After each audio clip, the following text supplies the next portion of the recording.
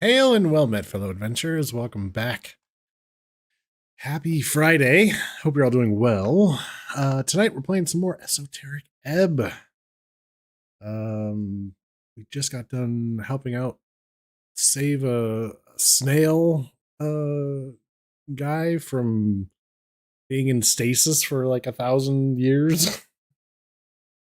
So we set him free, and his goal, I believe, is to resurrect his wife. So I don't know if we'll be able to help him with that, but that's his new goal. Now I think we can head back up toward the surface and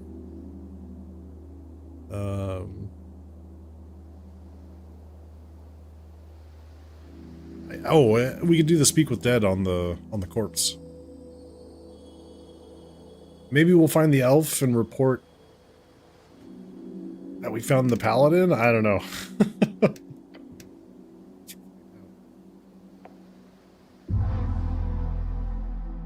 Hello, Rory. How are you doing?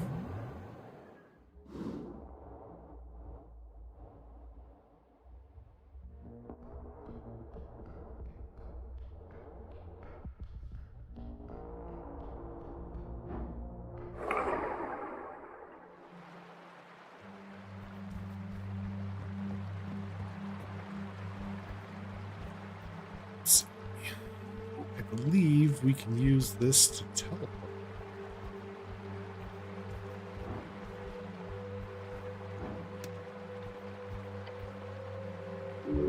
Okay, yeah, we can travel to, let's see, we need to go to,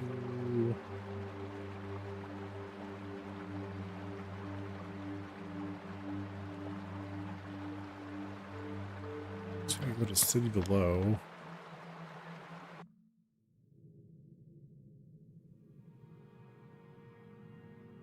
Banging your head against the wall, getting a divide by zero error. Oh no. That is no bueno.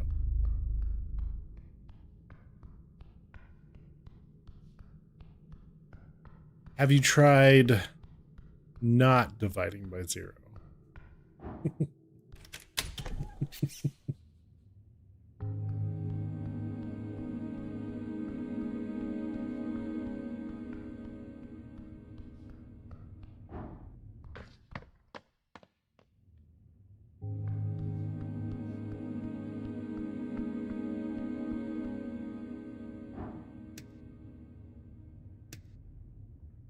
Let's see what happens.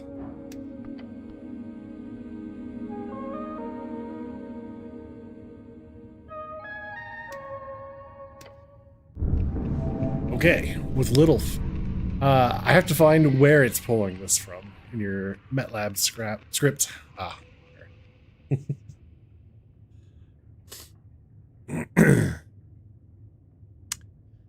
With little fanfare, nor any magical sparks, you see a light twitch on the scorched body. A slight twitch, sorry. You see a slight twitch on the scorched body.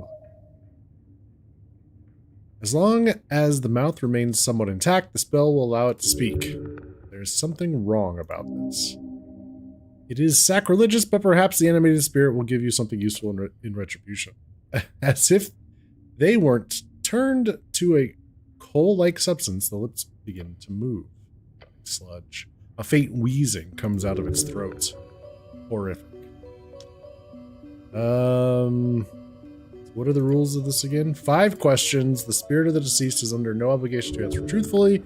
Considering you're just a random cleric, the answers should be fair. The soul itself cannot learn new information. You are not speaking to the actual person, but rather just speaking with a mirror of its mind at the point of death. So no asking about the afterlife. Got it. Souls can only be animated with Speak with Dead once per week. This is your only opportunity. Be direct and stern in your questions, and stoic. By asking present or past tense, it does not matter. The elf will not be aware of your perspective, and as such will interpret any questions such as, what was your name, as what is your name? Okay. Time to talk. Maybe she'll be happy to answer. Remember, cleric, 5 questions. That's all you get, so make them count.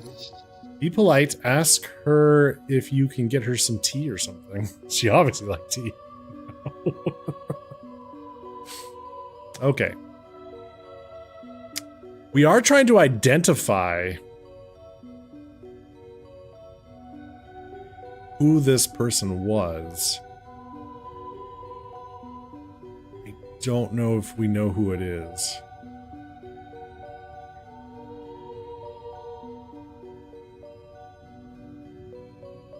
Let's see.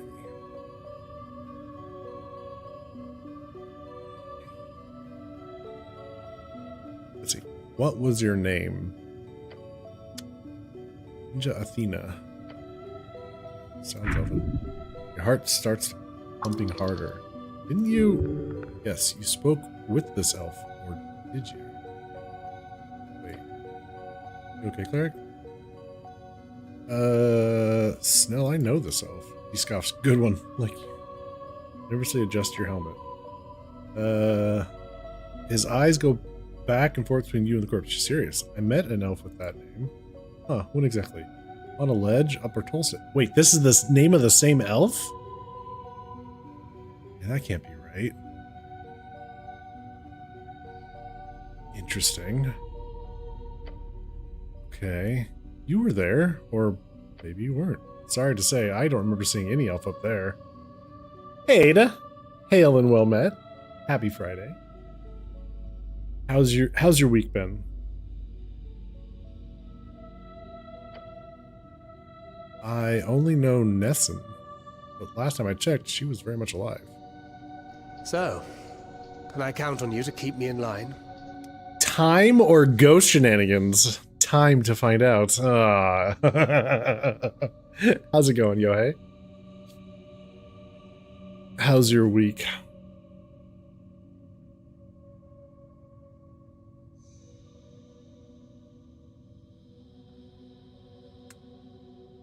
This is truly an esoteric event. I'd normally just say you're misremembering, but weirder shit has happened.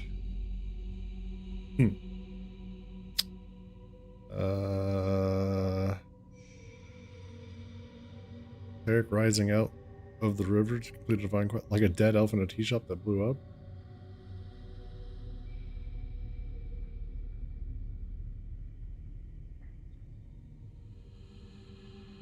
Let's see. Been fine. Did some Final Fantasy 14 MSQ. Oh, nice. We're about to start leveling up your crafters and gatherers. Ooh. Lovely. Won't lie, hearing you last night say your week has been an ordeal was somewhat comforting because holy shit, this week kicked me around. Yeah. It's been draining. It's just kind of running in, I don't know, just between trying to learn this new system and keeping everybody in the know and getting, input from the right people, collecting information, getting accounts set up, getting the system to just start to function properly. It's been draining. Life just being a pain in the ass as usual, and stupid people. What's going on for you, Yohei?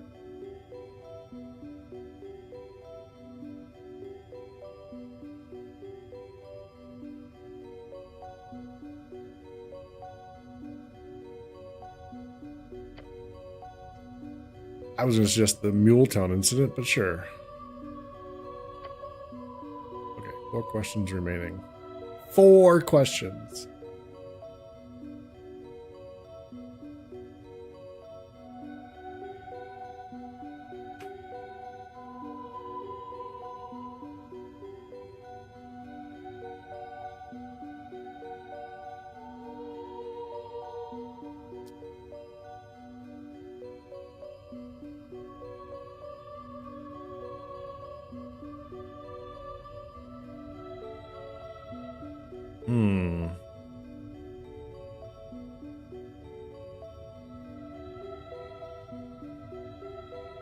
Guess we ask, why were you in the tea shop when it exploded? Maybe? There's been very chaotic. Stayed home today to try to relax, which meant I'm going to work on every project in my head and get it done because otherwise I'm going to snap. How did you die? What was your favorite color?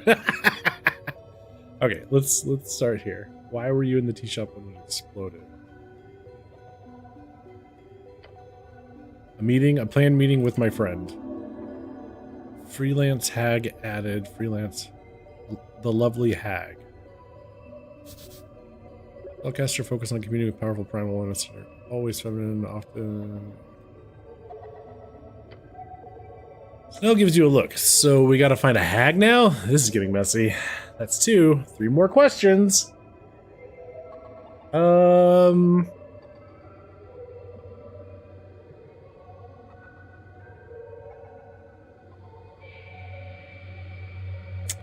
Ooh, follow-up question. Who actually came to this meeting?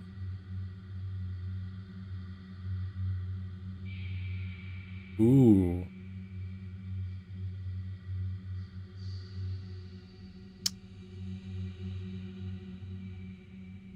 Who actually came to this meeting? Not the one I expected.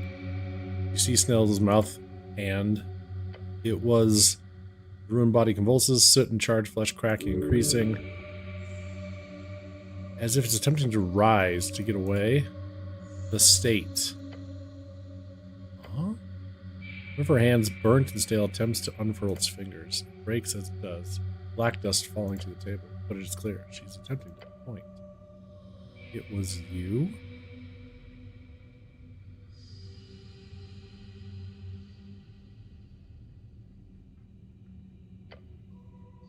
What? What do you mean it was me? Is there timey-wimey bullshit going on here?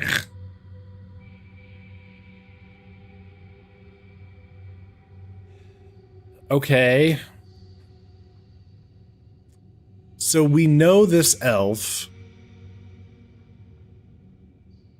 We were there.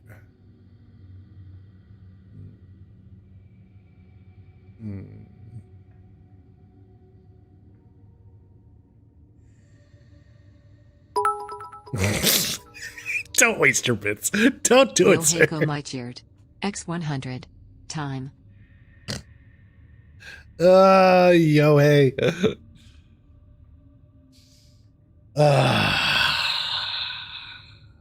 I really want to thank you for those bits, but I don't know if I should.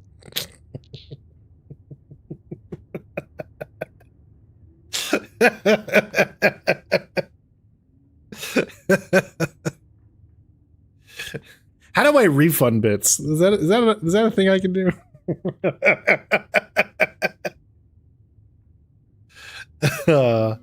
Thank you, sir.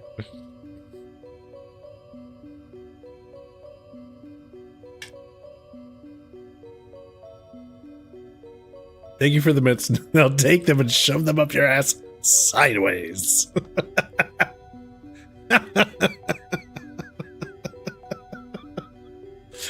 Oh my gosh. You found the problem? Nice, Rory. Well, you think you did anyways. Well, let us know how if it works out.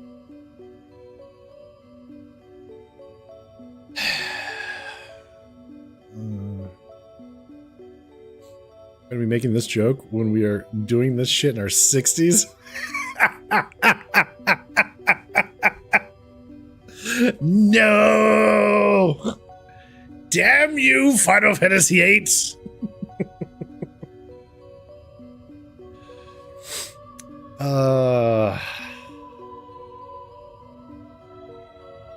Man, I'm really...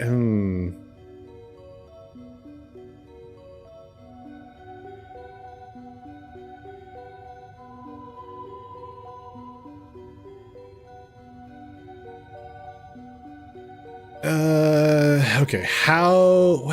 I don't know if it's worth asking how did you die. I don't know if she'll give us that many details.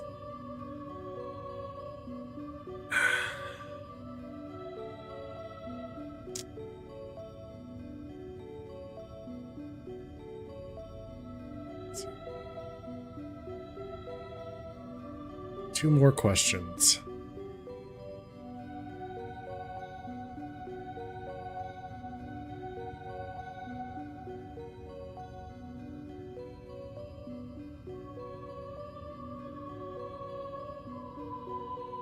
What was the meeting you had planned in the tea shop? It was a sale, a negotiation with my free strider contact. Okay. I guess, how did you die? Or who did you work for? Let's see. Yeah.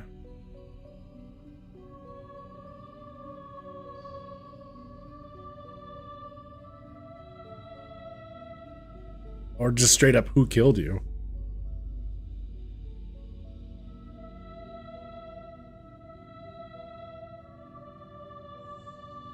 We got who killed you, how did you die, and who did you work for? Yeah. So no. So here's where I'm leaning. With who did you work for? They don't have to answer truthfully. I mean, none of the answers given have to be truthful. So we could everything that we're getting could be false. But that one feels like the most. If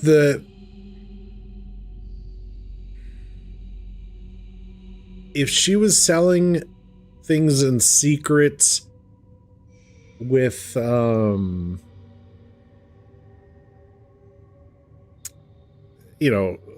she might be less inclined to tell us who she worked for.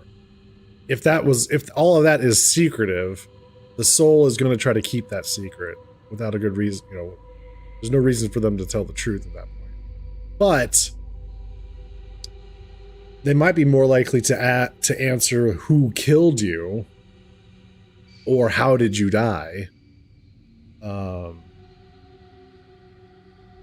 feel like we're more likely to get truthful information out of that because there's probably not a reason to lie about that.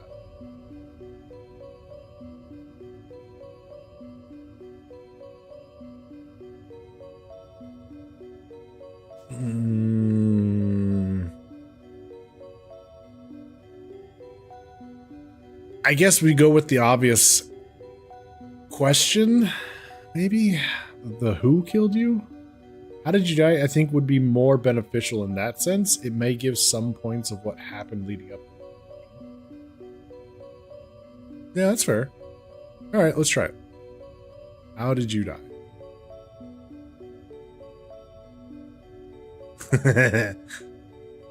Okay, no, wait a minute. Wait. Here's the thing. It might get, because we know she died in the explosion of a fireball necklace. Like we've figured that much out. And she might just confirm that, which doesn't really do us any good.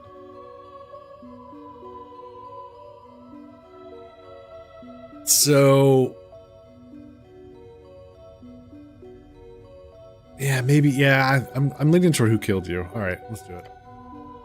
I did? The goblin leans in, eyebrows raised. Fascism chose the path. I chose the end. He scowls. Huh. Fascism forced her to blow up the tea shop. Right. That's pretty broad. That's pretty broad. Damn.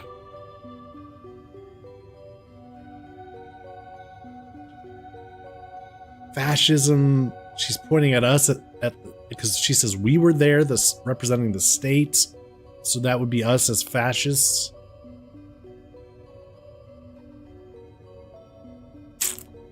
Yeah, that doesn't do much. Damn it. That's pretty broad. Yet oh so true. The Ilum could be considered fascists, as could every effective government. That is reductive. A fascist state would be described as such when its core does not uphold values of personal rights. Honestly, fascist is used by commoners to describe any authority these days. The common thought is important. If so many speak of fascism, perhaps one should learn to listen. If we listen to every commoner, we'll soon be charging right off of a cliff. All right, the corpse mouth stiffens once more, and the mimicking of life ends. That's fine. All right, cool. What did we learn? It's an elf. That's true. It's an elf. An elf you've met at some point, apparently, but whoever showed up wasn't her friend. Instead, he gives you a solid stare. She said it was you. I was not at the tea shop during the explosion. Yeah? But you did know this elf, or what? I was at the towers. My patriarch can vouch for me, even if he really doesn't like me. Snell, I saw the elf after the explosion. Well, that's not possible. What, she got a twin? I'm thinking more of a ghost-type encounter. Or, no, it was an esoteric vision. I see. I mean, I was at the towers. My patriarch can vouch for me. I believe you. So, I don't know that the elf must be mistaken. See, my head is a mess, but yeah, no, don't worry about it. Huh? We sent for you. If there was some deep state conspiracy, and yet you somehow blew up the tea shop, why would they send you to investigate it? To cover my tracks? You haven't really done that, from what I've seen. So don't worry. I don't suspect you of anything. My guess is it's another agent of the state responsible. Oh. Just somebody else from the state. A different cleric, perhaps. What? The elf points at you, or tries to, and says you're the one she saw at the tea shop? Yeah, no, she means a cleric, or an Uthgard, or something like that. 100%. That makes a lot more sense than me having amnesia. Yeah, it's not like memory-changing spells don't exist, but it's too much. Gotta follow the simplest answer, and that's not you being a secret bad guy. So now, we look into Meriadoc's claims. If there's a way for us to get into the pillar, that's what we gotta do. Something interesting, some interesting stuff to think about. Goblin nods, then gives you a thumbs up. That explains why when we saw the elf up on a piece of rock earlier, and then she disappeared. Nice job on the spell cleric. Okay. Well.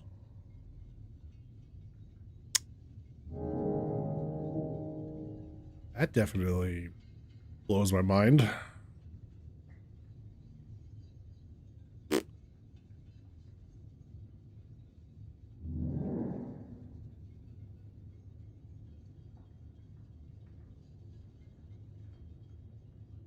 Please tell me you have a separate save file so we can go back at some point and ask the worst possible questions. I mean, I could do that right now, but I don't know that I'm not too worried about it.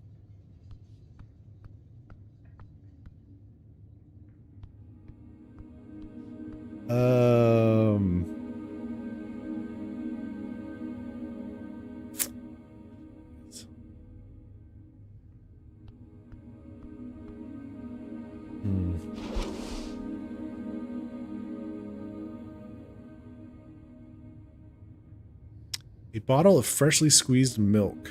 The label says it's produced in the hills, so it's the finest of the fine. You get 5 HP plus 1 strength, but you lose constitution? Yeah, no, I'm good.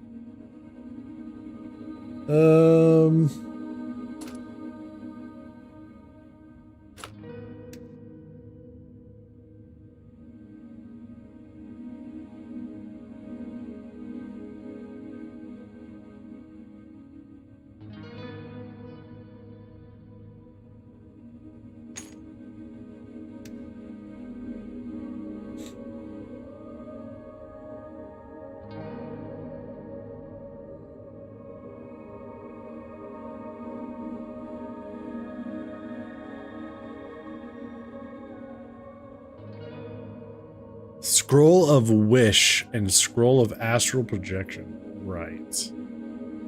I forgot. We picked up these scrolls, but we have no way to use them.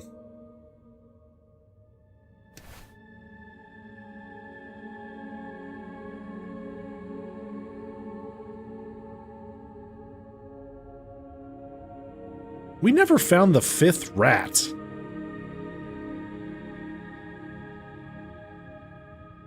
I just realized. We're missing a rat.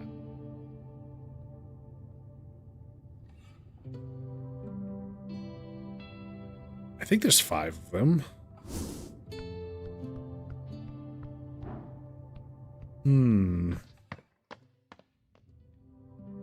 Where else would they be? Oh. That was a rat. Oh no. They're usually something we can interact with.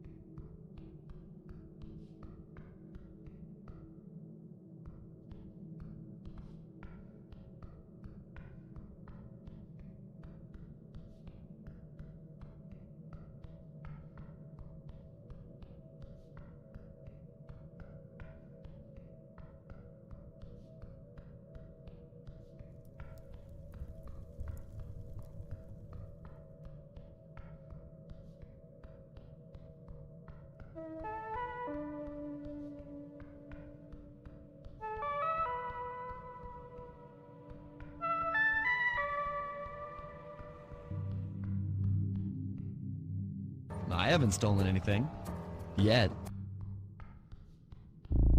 Hey, Duke.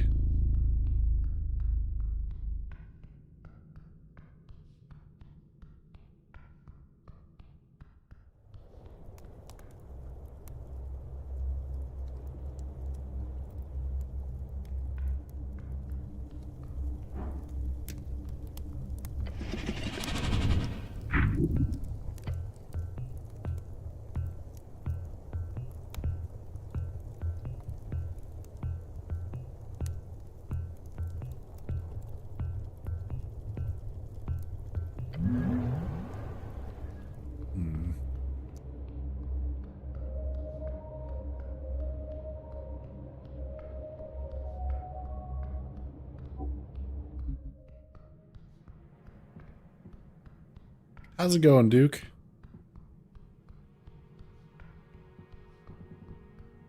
Why can't I get past you?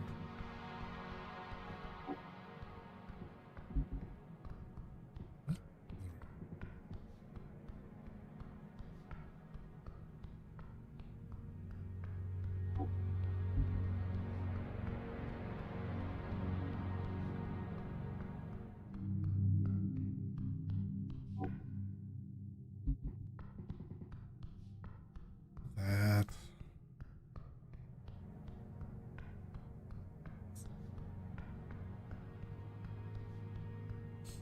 Mixed. Felt like garbage this morning. And now just chilling out. Made progress on fishing achievements in 14. Hey, congrats. One of the rare ones. Oops.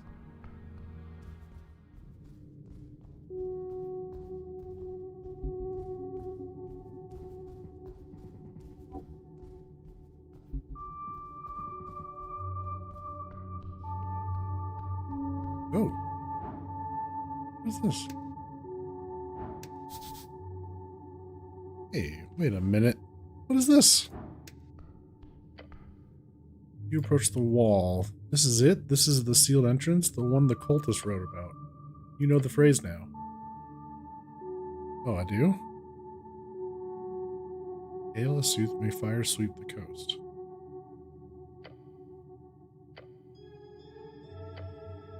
For a moment, nothing. Then the wall begins to shimmer and then flash. Stone ripples like water and vanishes. Okay, you've convinced me. The cultist's seal has been broken. The trove of Asuth awaits. Oh. Whoa.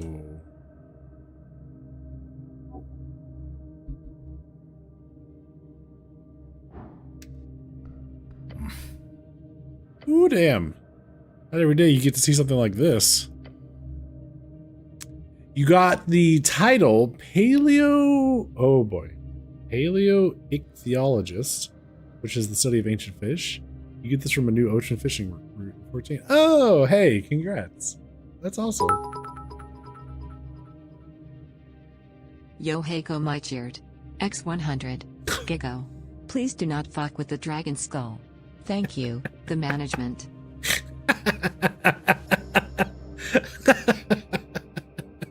Oh, yeah, all right. Well, thank you for the bits. Too late. What's the worst that could happen? Yeah, exactly. Wait, does it technically have an intact mouth? Can we cast Speak with Dead on this? Tucked away in the remnants. Tucked away in the remnants of the overgrown and most... Stop poking me! Railway shared. X100. Gigo, please fuck the dragon skull. Thanks, me. Oh! Thanks for the bits, Railway.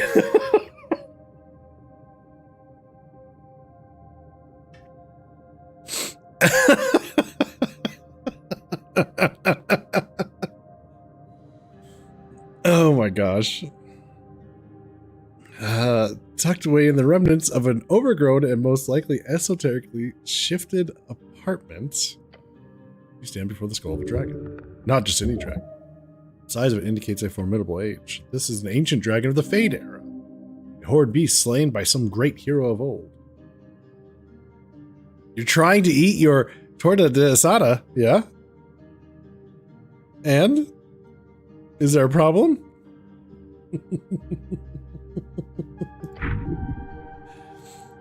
Look around. You can feel it. This is not some regular chamber. This is a place outside the material. Is this an esoteric pocket? Yes. This entire ruined apartment exists within one. A rather stable one at that. Alright. Examine the skull. The cranial structure is remarkably intact as is expected of this pocket.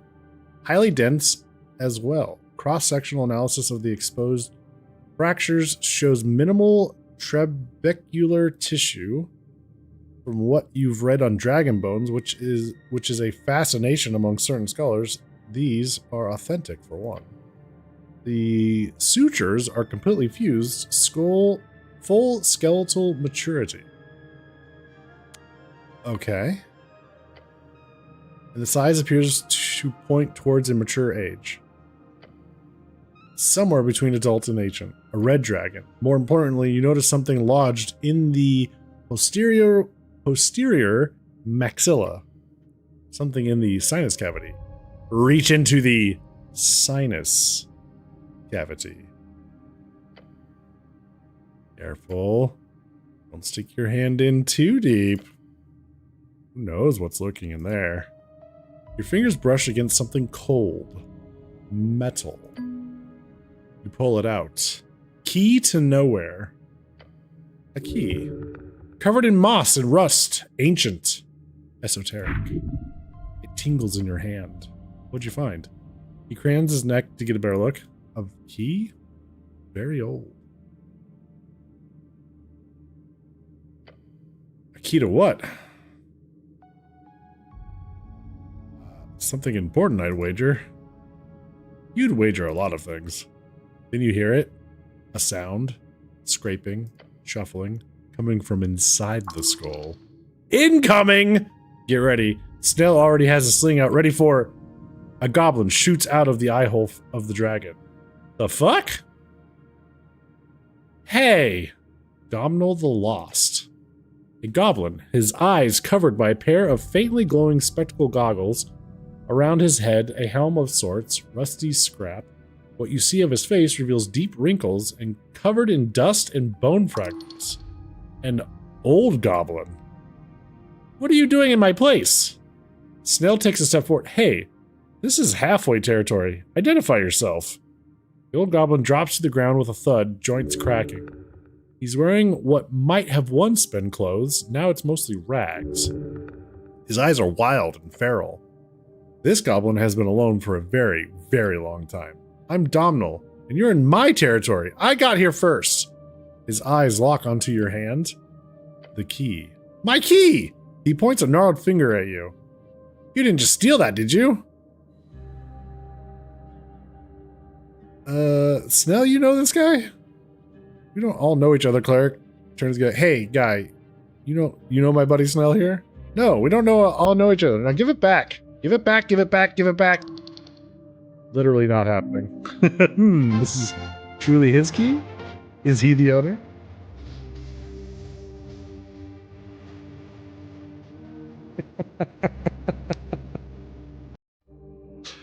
Duke, thank you so much for the 58 months of support. I appreciate that. Thank you very much.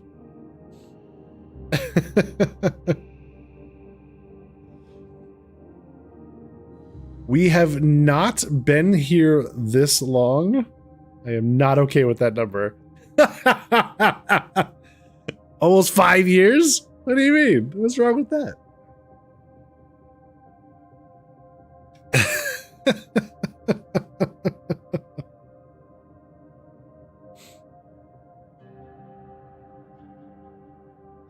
Your number is lower, so you should be okay with that. Oh, hey. Is that shade being tossed around? Oh my.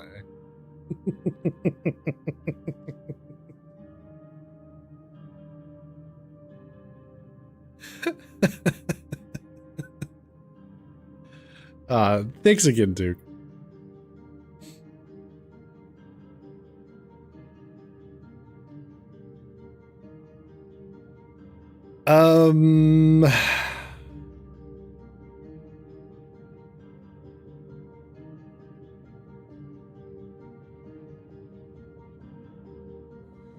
How long have you been down here? He scratches his head, dislodging a small cloud of dust. About a year, maybe? Snell's eyes go wide. A year? Give or take. So thinking who you are? I'm Donald. This is my apartment. These are my dragon bones. Those asshole cultists already came through here once poking around, and now you? Cultists? Yeah, one of them at least. Came through here, I don't know, a few weeks back. Wore these culty robes, culty chanting, bad types.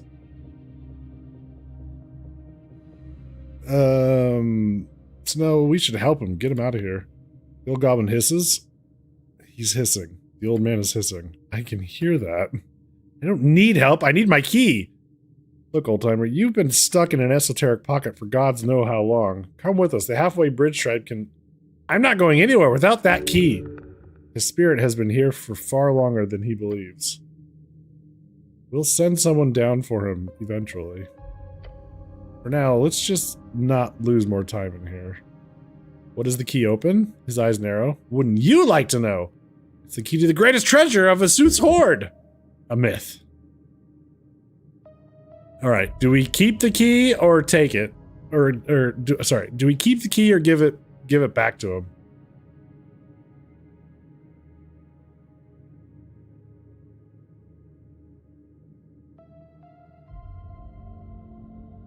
Do you intend for every game to result in goddamn cultists? Or is this just hilariously recurring? Just hilariously recurring. Cultists are a common theme among mini games. What can I say? Duke says we should keep it. All right, let's keep it. I'm keeping this key. Then you leave me no choice. The old goblin reaches into his rags and pulls out a scroll. Yellowed. Ancient. I've been saving this. He unfurls the scroll with shaking hands. Manus Arcana Dominatus. These are not the correct words, but it appears to activate nonetheless. The key rips from your grasp. Oh no, you don't.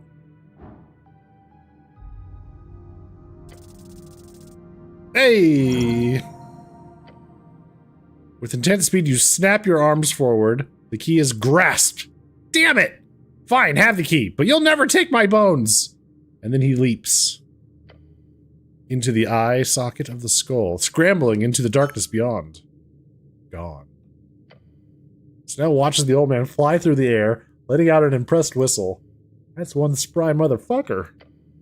He rubs his shoulders where the spell hit him. Should we go after him? Into the skull? Look, I'll report it to the old lady. We'll send a team down here later, you know, eventually. Poor bastard's been alone too long. He needs, I don't know, professional help. That was Mike. No, it wasn't. Not sure it was his either, though. Let's just leave. Nothing good can come out of staying here. Okay, what kind of esoteric pocket is this? Logically, should be a type of dimension pocket. It appears rather stable. Dimension pocket. Sliver of a pocket dimension cast into the material realm. It will likely move in time, taking a new chunk of something with it. Stealing items, trapping victims, and hoarding ancient objects. Like this dragon's. Although it most likely more than just the skull trapped within these walls. Okay. So we have a key. Where are we going to use this key? Also, I still didn't find the damn rat. Well, let's have... Can we look at the key? Maybe there's some... We can get a clue off of it? +2 wisdom, +1 dex. Oh boy. Brass key, you have no idea what lock it would open, but holding it reveals one simple truth. It is highly esoteric. You should keep this key on your person at all times. If you do, you have a feeling, a vision, even that one day, maybe years from now, you will stumble across that lock. When you do, everything will change. Or it's just an old rusty key. Or it's just an old key. +2 wisdom, +1 dexterity. That's pretty nice.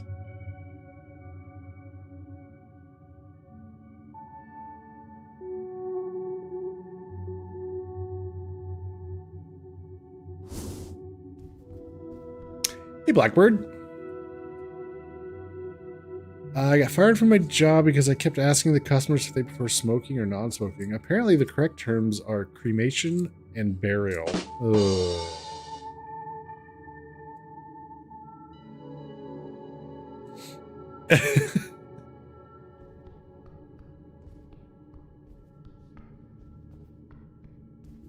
Alright. Let's see.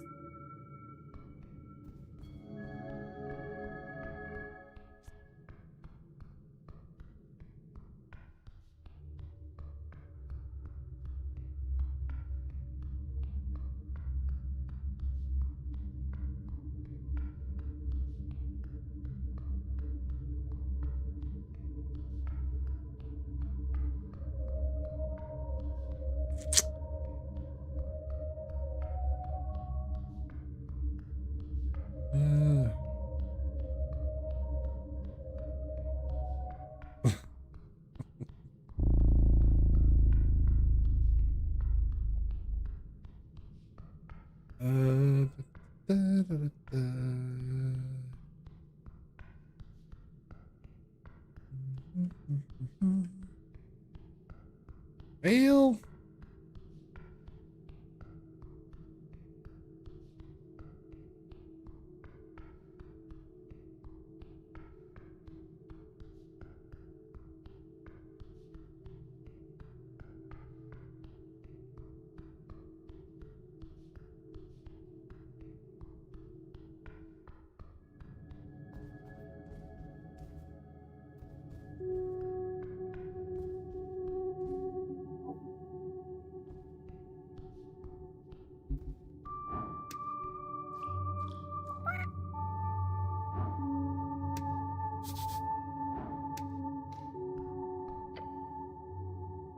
Step on the rock. Around you lies the vast chamber of root of stone of dwarf and primal forces pressing up against one another. One part struggle, one part harmonic symbiosis. This is the vessel in which the great bracken tree of Tolstein is nurtured, as well its beating heart. You have sought enough solace in the path of the druid. This is where you may learn to wield the might of heart. Oh. I am the lord of this dwarf fortress. Become one with the primal well. You feel the rock beneath your feet, the stone, the roots, the water, all connected. The primal forces of this place, they pulse like a heartbeat. You reach out with your mind, not as a cleric, not as a servant of earth, but as something older. Grab a primal string. The tree above, the roots below, the dwarven stonework, the natural growth, all woven together in harmony. They respond. Warm. Whoa! 30 hit points. All right. Life. Pure. Unfiltered. Your body is strengthened. Whoa. The spell settles into your mind. Aura of vitality. Oh. A gift from the well. Thanks for the healing. I feel great. All right. Nice. I kind of thought we already had that.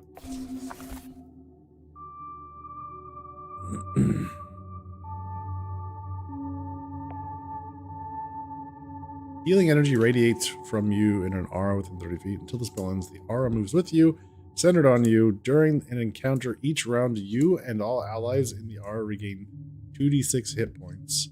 Outside an encounter, you regain 20d6 hit points. Woofda. Okay. We do also have access to speak with plants. That's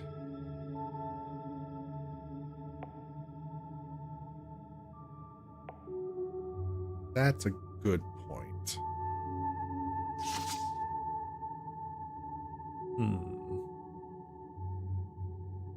What do I have for spell restoration stuff right now?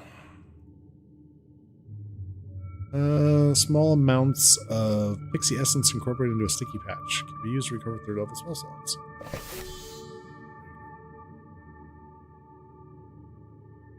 We're getting high.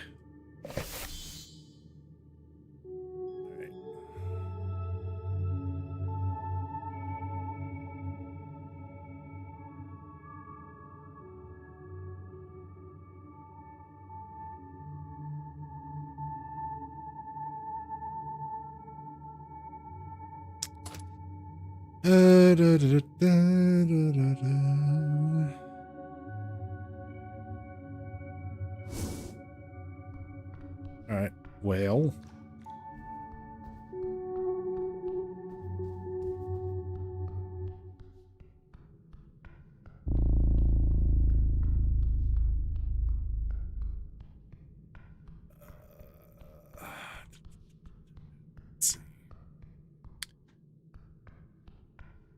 Does somebody want to look up where to find the last rat?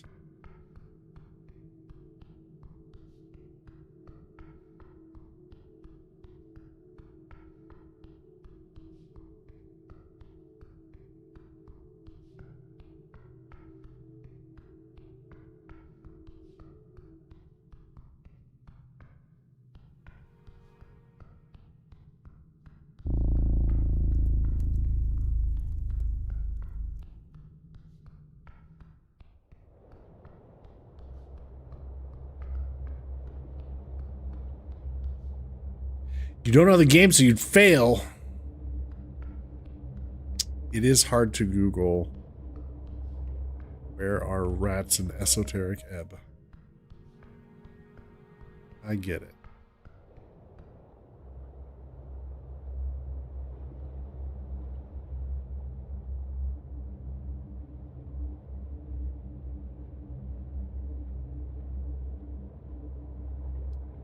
It says the northern caverns, just below where the main chamber opens up. The northern caverns.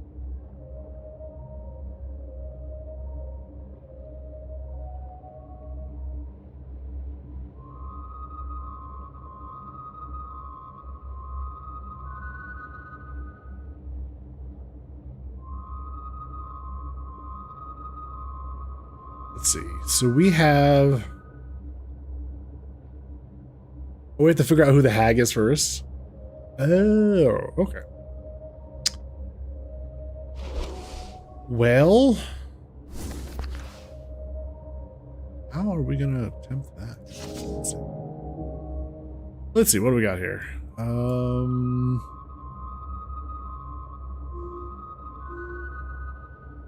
Cult hit.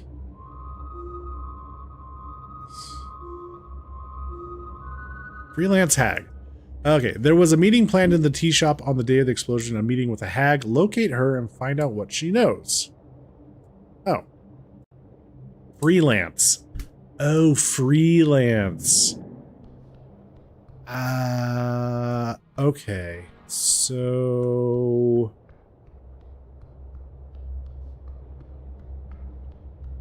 Which rats do I have? I have... We've got a white rat, a green rat, a black rat, and a red rat.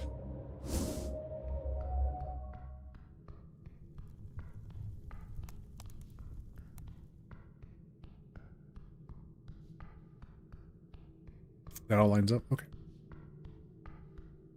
Well, alrighty. Okay, so we need to figure out where this hag is. What day is the election? How much time do we actually have left?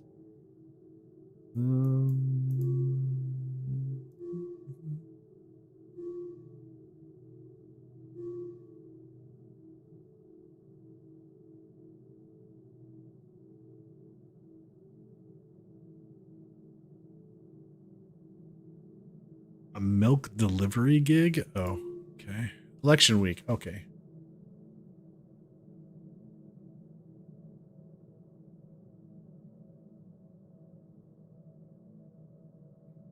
When is election day, though?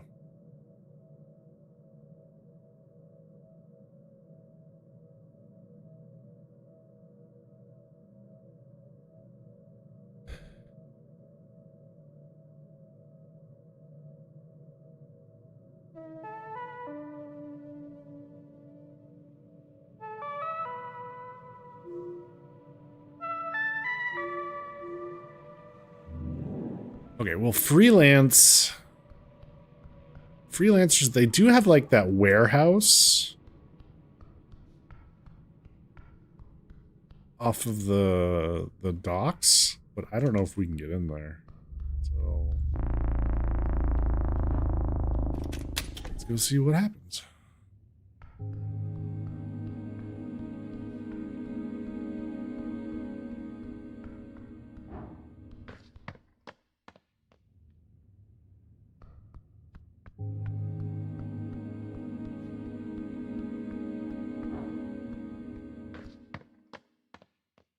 How do we get over there? How to get over there?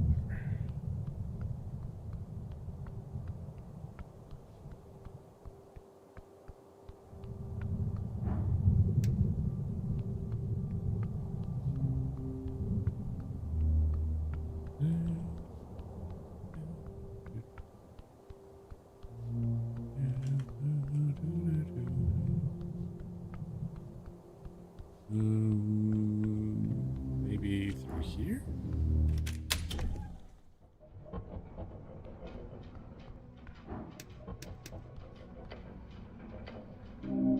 Yeah, just climb down the ladder, for Pete's sake.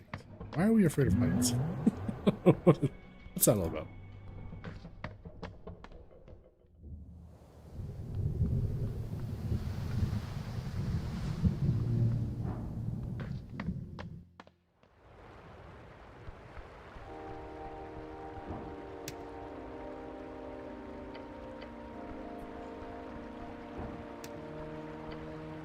Alright, let's prepare spells.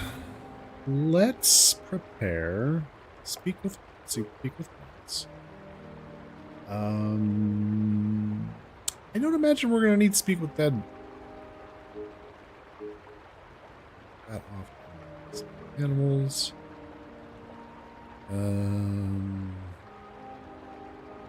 Secrets. Glass. We got 2 more. Charm person might come in handy. Oh, bark skin. Oh, yeah.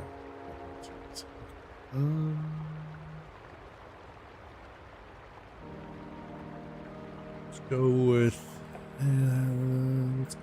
bark skin and Nog.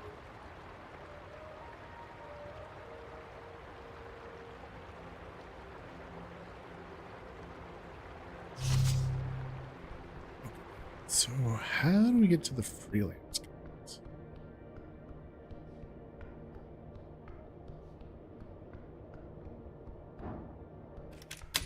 Oh. Oh. Well, there we go.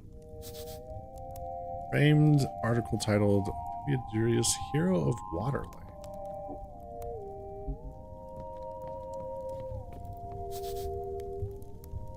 Frank Fruke Fram. How very glib. It's a fake. Approach the mirror, realizing that Vera is watching you quite closely. Taking a quick glance, you do see there is surely a hidden safe behind this mirror. Interesting. I'll have to come back with Vera.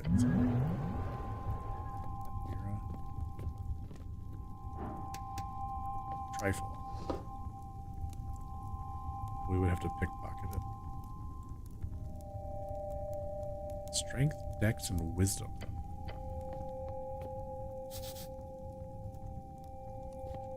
Spices and extracted juices. Free cities, democracy, prosperity.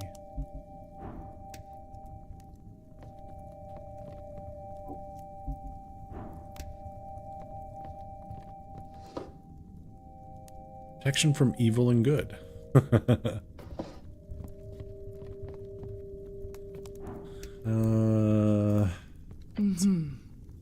Agent Vera, the orc stands among fancy furniture. A crackling fireplace lights up her face as you approach. Hot. Welcome to the Ascani Reeds Trading Company, cleric. It is the orc lady again. Beware her manipulation. Yes, and also tell her she looks lovely.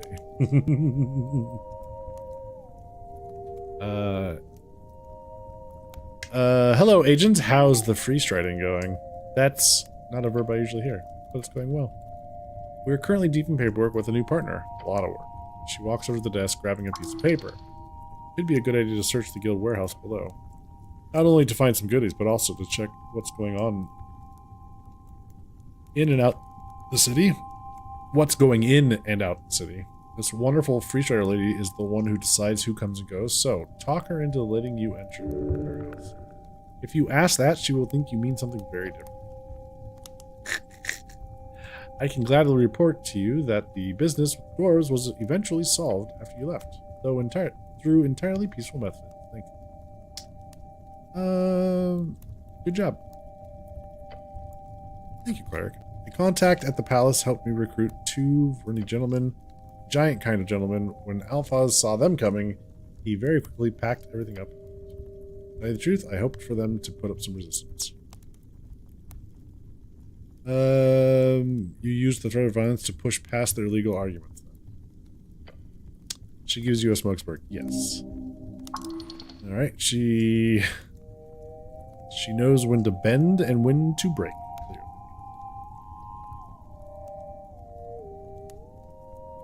I am apolitical. Sounds like you would be a very useful collaborator in that case. Let's see.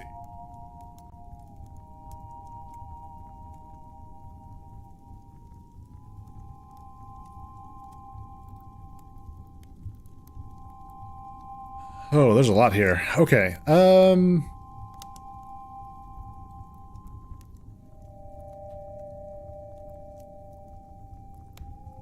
see. Meriadoc Moonwatch. Met Meriadoc Moonwatch dancers? And where was he? Below. Below? All the way down on Underhill Ridge. He was captured by a troll? Oh! That Meriadoc, right. She groans, walking over to the desk. Of course he was. He's in one piece, I take it? He was smiling when I got him out of that cage. Of course he was. You see, our dear Moonwatch Prince came to visit us a few days ago. He journeyed for the election, yes, but from what I understand, it was also to seek out the ruins below the city for his research. No wonder he ended up in trouble. Vera sighs before tossing you a pouch here for your service to the revolution. Oh. Let's keep this on the down low, shall we? She opens her mouth and thinks for a moment before clarifying. That means do not talk about how one of our most prestigious celebrities almost got eaten by a troll. Okay? Got it. Good. A grin and a waltz towards you later, and the orc leans in near your helm face. Now tell me, did you actually fight the troll? Then Snell, did you? The goblin lets out a sigh. Let's see.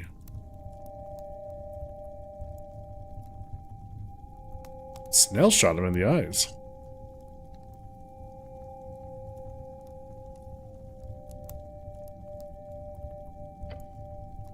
I was back up. That's very impressive nonetheless. A quick laugh, then she returns to her desk to look over a document.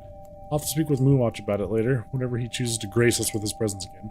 Once more, I must say, I am very grateful to have you here, Claire. Thank you. Now, is there anything else? The AR... We'll get to the hag. The tea shop owner supposedly is trying to ship himself out through the Free Striders, so... that... we could use that as leverage, too.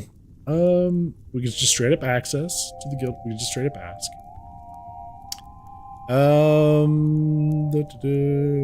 What's that thing in the fireplace?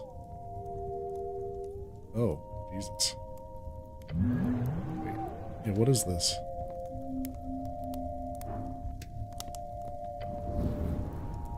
You look into the flames of the fireplace. A hired smoke mephit? A hissing voice calls to you. Didn't your mother ever tell you it's rude to stare? Oh shit, look closer. Squat down, look closer. Your eyes adjust the brightness of the fire. A figure lies upon the lit timber. Like a puff of smoke materialized into a solid chunk. It is a mephit, a primal spirit. This one appears to be made out of smoke and heat. I apologize. Good, you know your place. I'm Tinitul. Terrible to meet you. Lovely to meet you as well. I am... Don't care. Looks back and forth between you and Snell. I'm in charge here, so don't do anything nasty or I'll report you to the Tusk Lady. Tusk Lady. Amazing. Your goblin companion squints into the fire, then he whispers to you. I hate these things.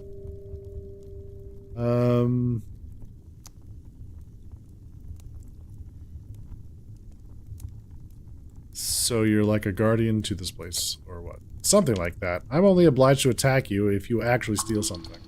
Oh, really? Test the little guy. Steal what? They must have some kind of secret around here. Keep that in mind. Yeah, you better. Alright, bye, spirit.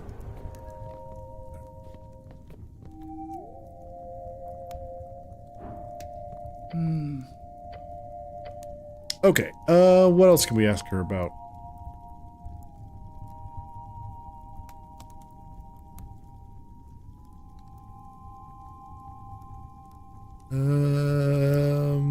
Okay, about the tea shop owner.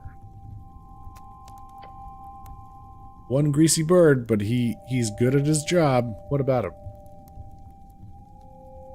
Where can I find him? No clue. What do you know about him?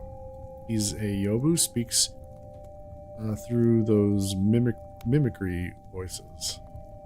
We've worked with him in the past. There was some kind of conflict with the ownership of his property at one point with the HWBT. Hey? I need access to the guild warehouse. Of course! We could have that arranged. It would take some time, of course, security clearance and such. Unless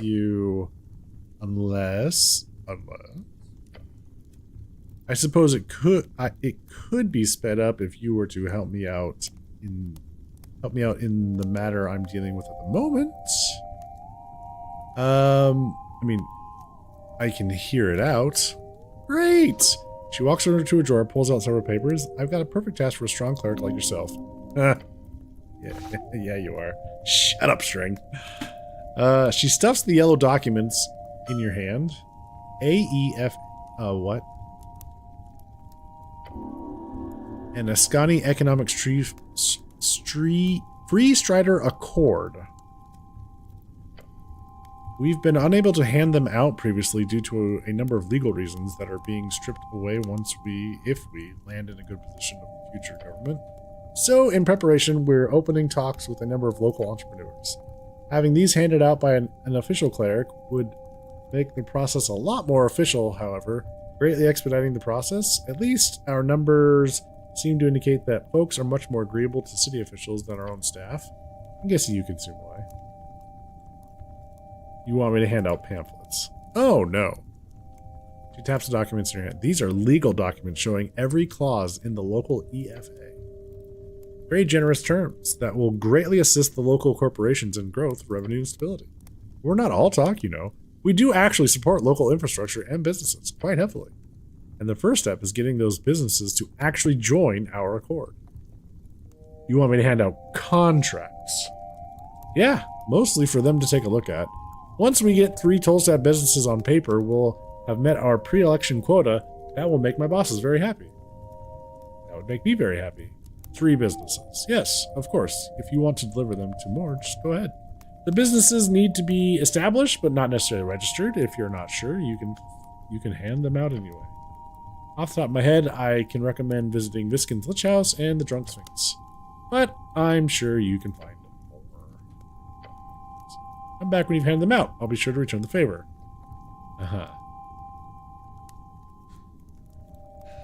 I'm looking for a hag. Cleric searching for a hag? That really sounds like magazine tale? Romantic, almost.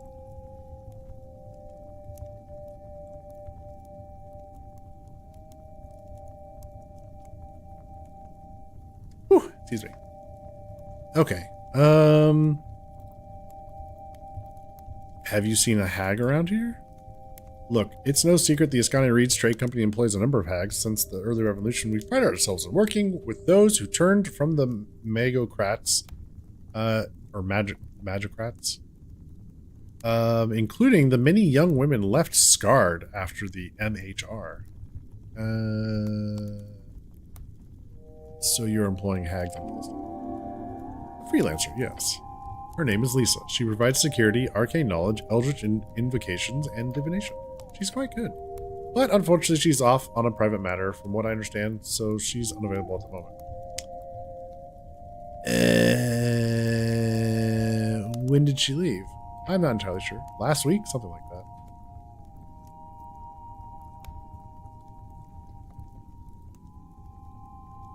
Did she leave her? It's possible. Is she involved with the tea shop? Not from what I know. Although I do understand if it's something you'd keep an eye on. I imagine any esoterically minded individual or creature in the city would be under suspicion. Ever our hardworking hag. Even our hardworking. Where does she live? In a hut. It's usually parked on top of our headquarters here. Parked? It moves. You know how hags are. So, where can I find her? No clue. Freelancers go where they please. She might have left the city as far as I know. She'll turn up eventually, though, I'm sure. Can she cast fireballs? Oh, I don't think so. I remember those funny magma hags on the Burned Coast, but beyond that, I don't think I've ever heard of a hag casting spells like that. Lisa only deals with typical hag magma. She's a witch. She thinks about your questions for a while. I think there's a distinct difference between hags and witches, but I'm not entirely sure what they are. This orc is the wrong person to ask about esoteric things. Let me know if she turns up. Tell me about the griffin on the roof. Griffin on the roof? The orc laughs at your words. That really sounds like a message. I swear I've read it at some point. I'm serious. There is a griffin upstairs. Yes. I thought it sounded funny. Is all. Technically, the griffin is not allowed to use our building as a nest. However, by sheer happenstance, it has become one of the many unwritten and unofficial exceptions around here. I have simply learned to make do, as one does. Who owns it? One of our temporary guests. Our dear Prince Moonwatch, in fact. And it just sleeps here all day. For now, I've heard he'll be heading out after the election. Can't wait. Is it annoying to deal with? Yes. Okay. Can I fly on it? I'd recommend not entirely for the sake of your own health. Unless you've got somewhere to fly off to. I do not know. Your health is happy to hear it. All right. Maybe we can ask the Griffin for a ride now that since we saved Meriadoc. Oh, we could try to charm her. Ooh. Oh no, wait a minute.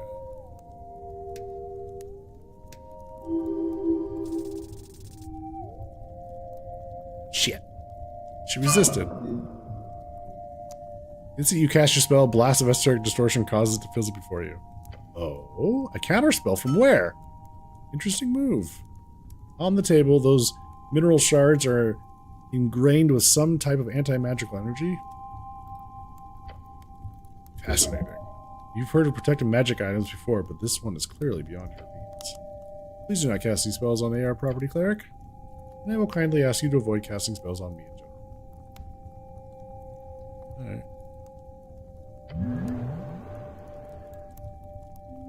Okay.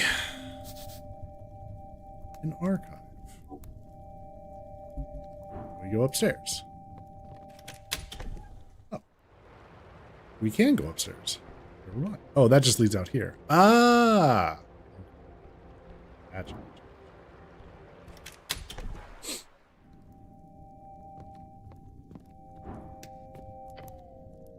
You approach the half sphere. The 8 bands you see Divinitorum, Askin, reads, and accurately depicts the best calculated distances we've got. The upper bands, those filled with the forces of good, justice, and the particular foolish way to view the world. Where on one side of the world is on top of the other morally, as if the terrors of the world are in any way lesser in one part of the world. It is, though. Askin is a peaceful band in comparison to others, thanks to Earth. Oh, wisdom. Oh, strength. That is an ignorant statement, based on your own experience and nothing else. Look at reads. Okay, mini city-states, landscape, most geographies. Seal and Forest, Coast Ground, the Coast War. Spin it around. You do so, revealing the other 4 bands, those furthest away from your homeland. You see Heiji, Kargamesh, Tofar, and him. Lower bands. Not evil. You've never actually seen these bands, so who knows what they're like.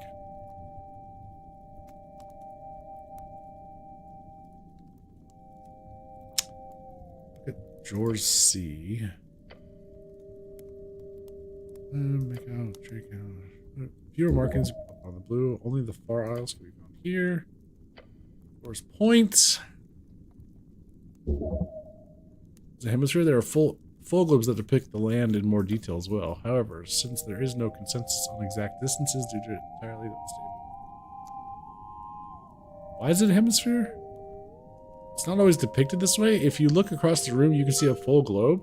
However, the scholarly modern depicting of the world is indeed a hemisphere purely for the practical reasons.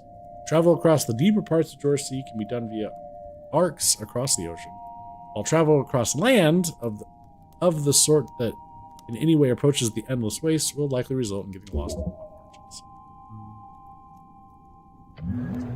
There's something there. I assume we can not go down here, but we can. Oh, look, it's over here. Ah.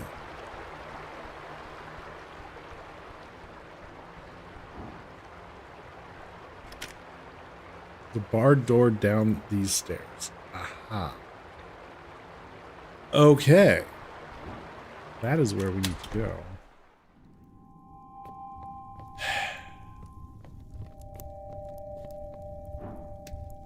Mm-hmm.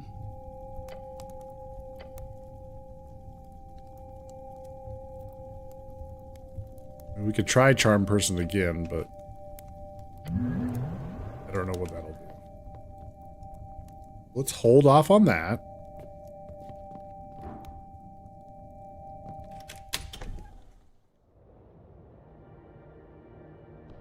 Oh, oops.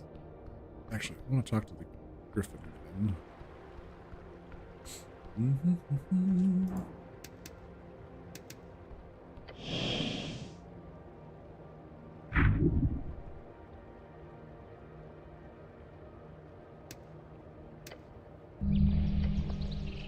Master Giorgio Valentino. If griffins could smirk, he would.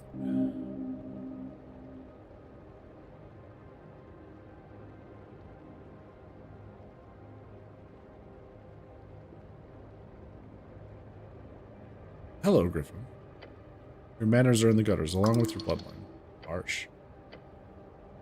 Oh, I'm in a good mood after my nap. Go ahead. I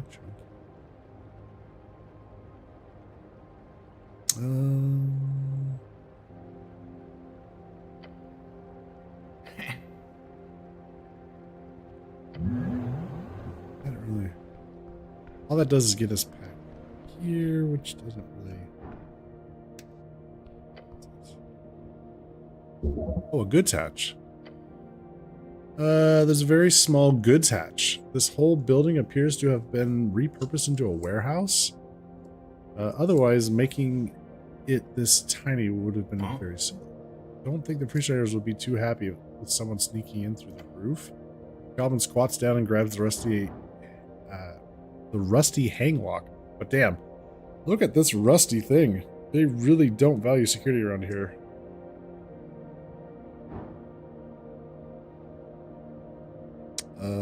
Pick the lock. Ooh.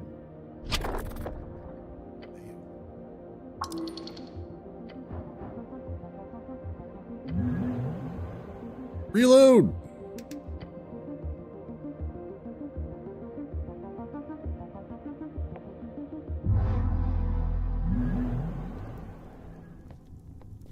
First off,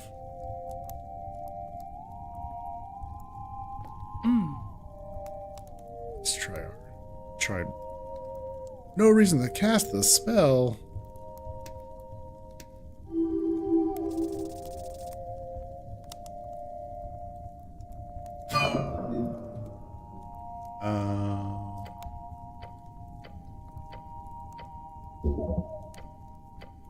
So there's absolutely nothing we can do about that because the thing on the table just always counterspells it, even if she fails. Okay. I don't want to hand out her stupid papers or contracts, so fuck that. Let's see if we can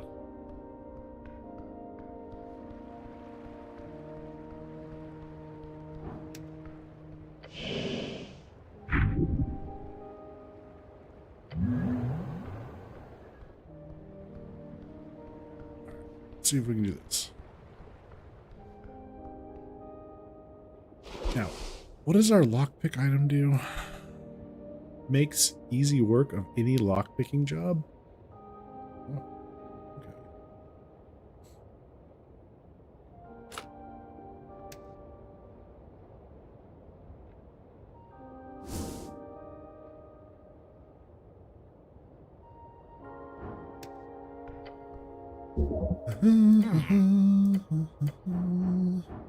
DC 1. Hell yeah.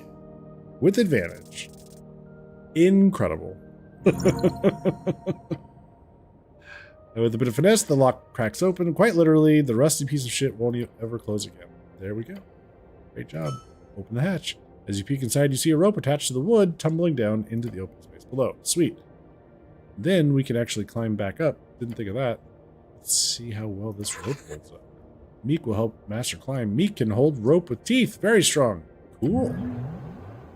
Alright.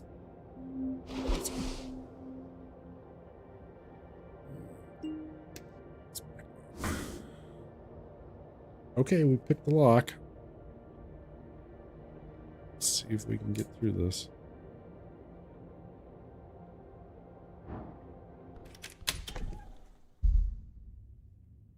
Oh boy. Several potion boxes are marked with a tiny bird symbol.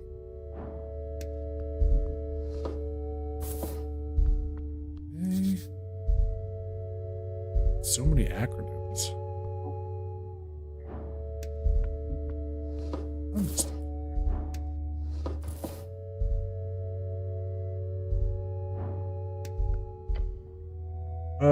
Rack of hanging bikes. Some of them are very tiny. Pocket bikes. Oh yeah, covered in dust. Extremely expensive. It's a bike. I really like these bikes. I'm sure you do. I'm assuming they're broken anyhow. They'd never leave actual functioning pocket bikes in a place like this. Way too expensive. Where's the rhythmic thumping noise coming from? You stare at the tiny bikes. I don't want to.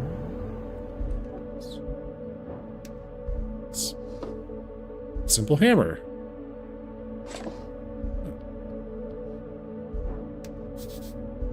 Out of reach. I can fix that.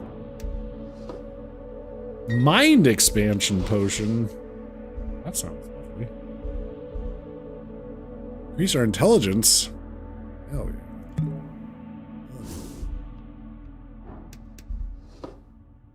Enhance ability. Ooh, new spell.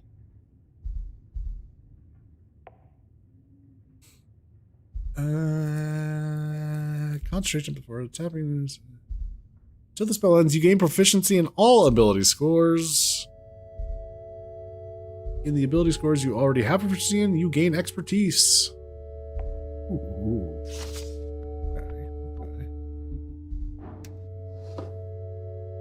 Sigh. But before you remove it from the box entirely, you sense your scarf rushing to your aid. Not again. You see something shift in the sand of the crate. No. In the sand that's shifting. Dodge the sand! Not again.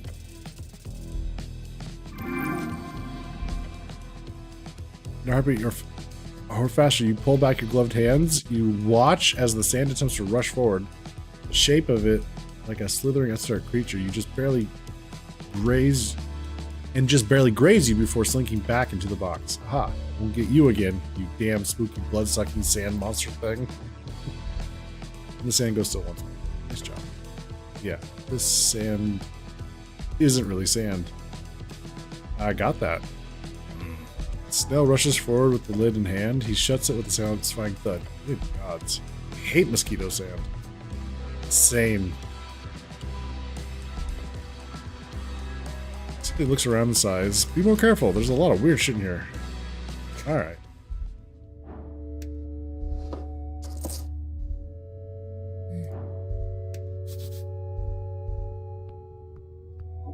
Alright.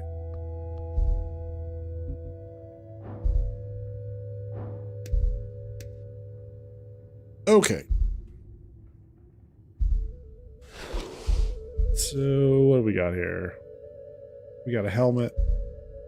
We got a simple hammer. Okay. Noise coming from inside. You approach one of the many large crates in the warehouse. Why is there a rhythmic thumping noise here? Open the crate. Well, we know who it is. It's the owner.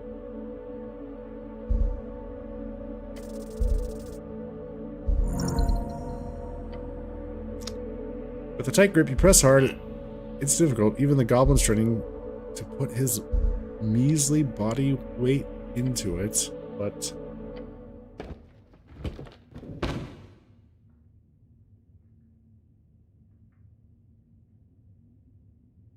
Uh-huh.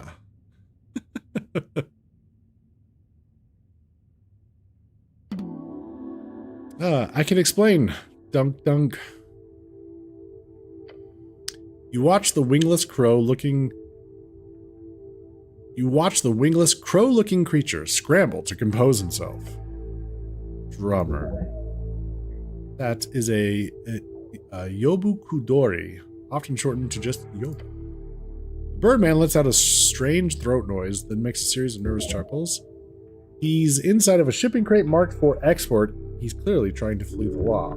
Maybe he has a good reason to escape. Is the fellow in danger? Weakling hiding like this? It's disgraceful. Oh, shush, strength. Okay.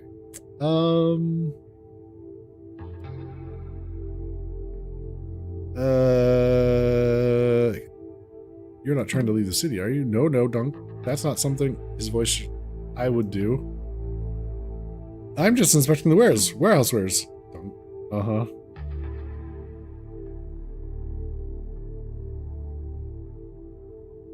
What's that sound? What, Dunk? That. I'm not Dunk.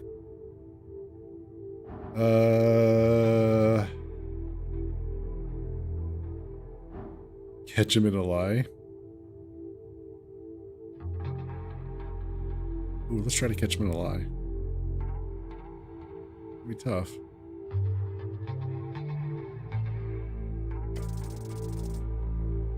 Nice. Smooth now. Just continue the conversation. Slipping that. Good. By the way, I gotta ask, which crate were you inspecting when the explosion happened? I was... Other one. The one with potion. I was... He stops. Aha. Got you. No, I meant... Aha. Can't take that back, Mr. Drummer. Your lies have been eviscerated by my impeccable wit and raucousness. Taking it a bit far, Cleric. He gives Drummer a frown. Just spill the fucking beans already. Dunk. Now hit him with the big questions. Who blew up the tea shop, Mr. Drummer? Okay. Birdman repeats twice with the voice of a shrill woman. I'll tell you everything. Start talking then. I'm running a business on the side. Import-export. Smuggling. Keep going. Freestriders, my supplier. They set up a meeting on that day. I left the tea shop behind, went to check on wares. That's true.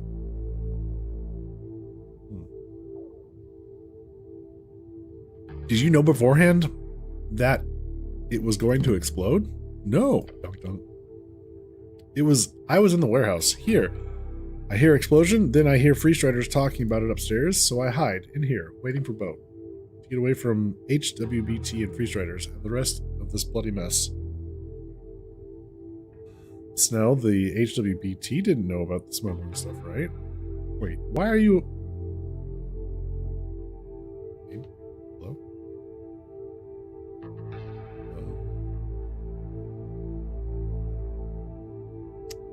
And my mouse just... Come on now.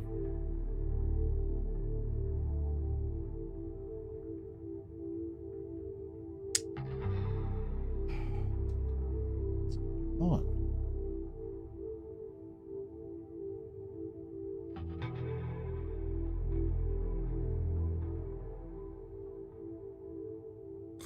Weird.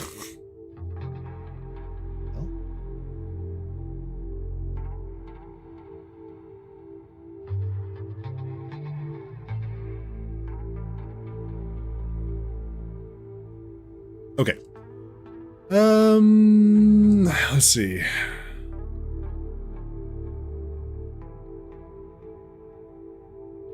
So now the HWBT didn't know about the smuggling stuff, right? Not to my knowledge, no. Goddamn. Sounds entirely like a Freestrider extension. Typical. Why are you afraid of the HWBT? They will give me punished if they find out my little secret? Possibly. The old lady won't take kindly to having a smuggling operation going on right under her nose. I see. And how are the Freestriders connected? They set it up. They set me up. I had access to secret tunnel under the temple. They forced me. I had to. All right, tell me more about this meeting. It was... He seems to stop for a moment, contemplating his next mimicry carefully. At noon, information broker, a foreign woman, she was selling something to Freestriders. She was in tea shop when I left. Talking about the elf. Elf. He repeats your own voice back to you. Speak. Yes, elf. I do not know much. The voice he's mimicking displays way more confidence than his body language admits. I didn't know her name. She would hang out with the dwarves sometimes. Dwarves, eh? Should go have a chat with them about that. This broker must be a good person if she is friends with dwarves. Who was she meeting with? Freestrider freelancer? The hag? Yep. He starts flapping his arms as if he had wings. That's it. The hag, she did it. She blew up my tea shop. Typical, he says, imitating Snell's voice and giving him a nod. Don't do that. But he's right. If there's a rogue hag running around, some esoteric bullshit is sure to follow. We'll need to follow up. Do you know where this hag is located? No, don't know. Ask Freestriders. That's all. That's all I know.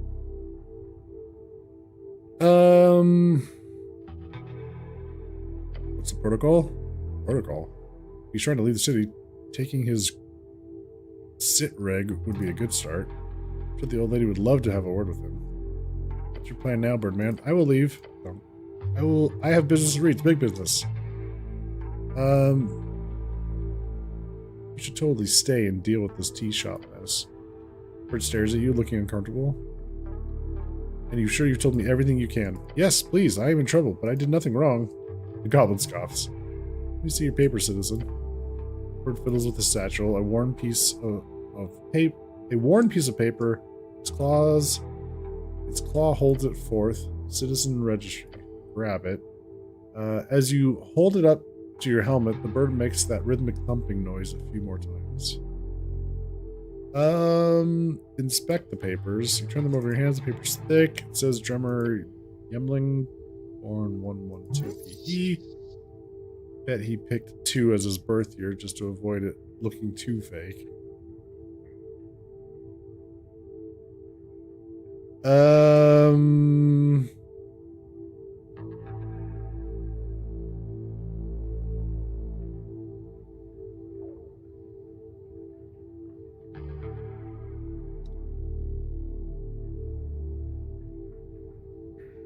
Do we let him go? I mean, Snell said that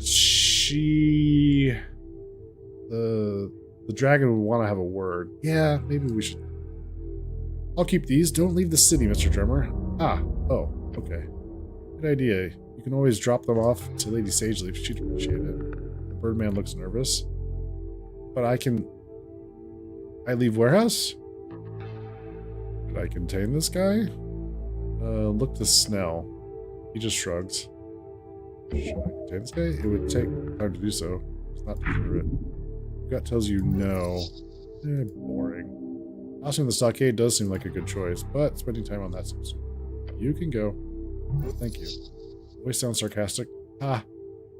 Birdman starts to shuffle towards the stairs. One more thing. I should inform you that the elf was found dead.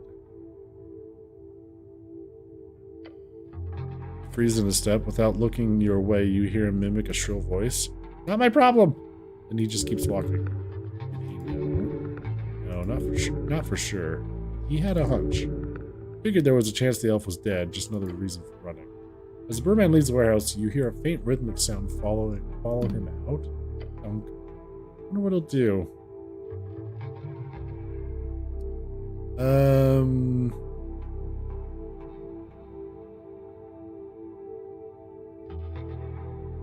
Is it okay to have him running around? Not like we've got a jail to toss him in. Well, I mean, you do, but then you'd have to do that. Sounds like a pain. Just to catch a lying bird. Went all the way to the stockade to do the paperwork and document the evidence. It would take a full day. Are you happy I took these papers? Happy isn't the right word. Sagely might be slightly less pissed this way in the short term. Having to deal with that bird sure is a headache. You believe anything he said? Sure, I'm certain he believes he's the victim here. I'm inclined to say the same. Somewhat. And he did not blow up the tea shop, not with that smuggling stuff going on. And that elf. Then he mutters a curse word.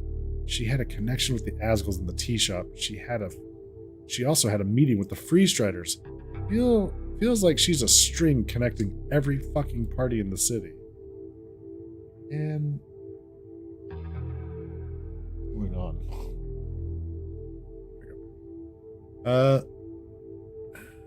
Let's see. What a fucking mess. Alright. Toss the papers to Snell. Alright. Well, we found the owner. The pace thickens. I think it'd be dumb for me to go through here, but I'm gonna see what. Oh, I can just climb up. Okay. Fair enough. Try touching one of the tiny bikes. A quick tap reveals the lack of any esoteric tingo. The bikes are unusable, permanently stuck in their tiny form.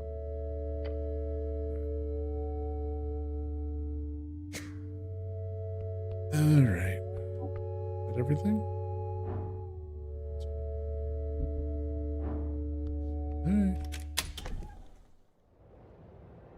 Well, that's something.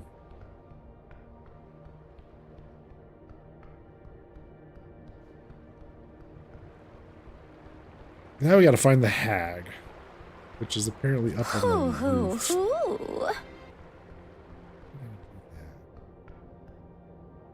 Hey, Brent. We need a bike. Find a shrinking spell.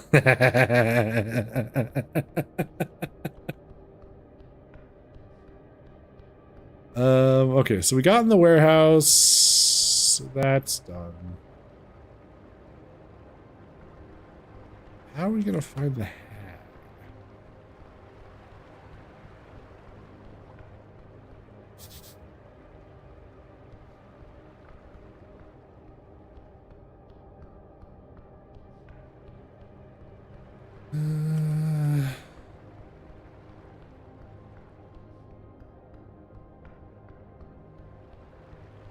Didn't they say the hag's house was up on the roof?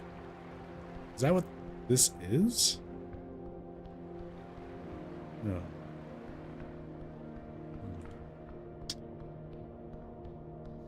Okay. Oh.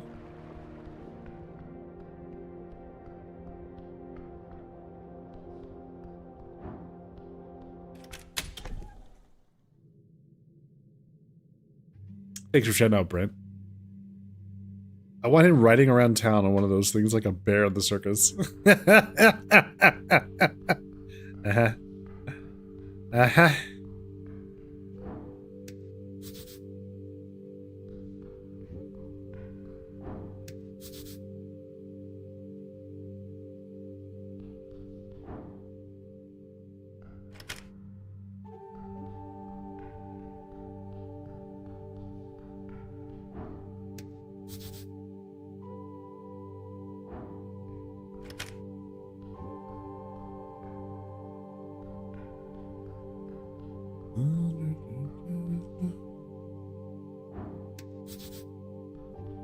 Smells place.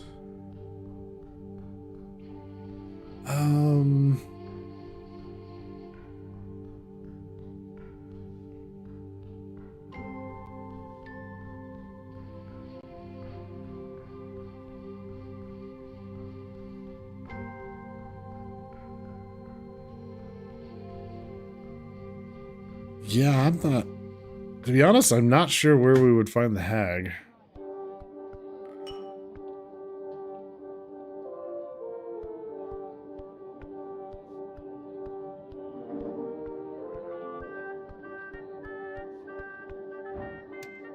Yeah. Ergonomic. The dwarf's glowing, smoldering eyes glitter as he bows before you. Lovely to see you. Me and Romulus here are taking a little break before we head back to the apartment. Now back. He laughs. Clearly somewhat inebriated. Oh, I hope the pickaxe has been treating you well.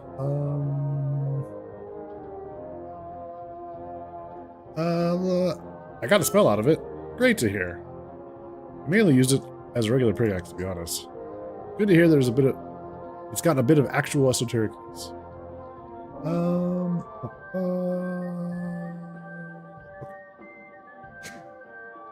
Don't really need to know any of that. We do... we could try to...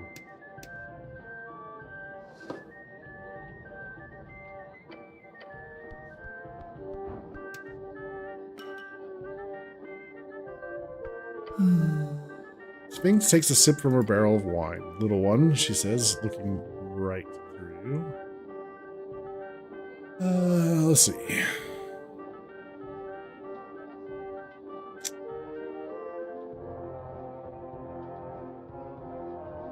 Attempt to flirt.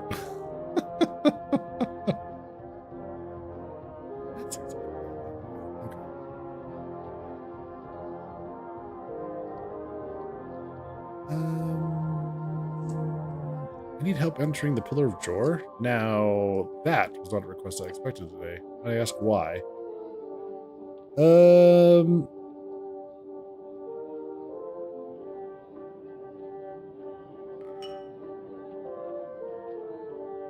Most of the chat would honestly try to flirt, let's be honest.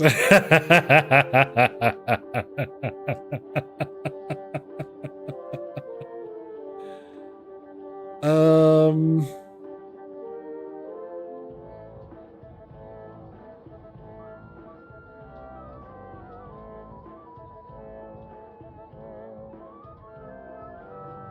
Can't tell you too much, but trust me, it's important. I had mini escape sims to hit every flirt option with every character. Nice. Nice. Nice. I'm not sure what to do here.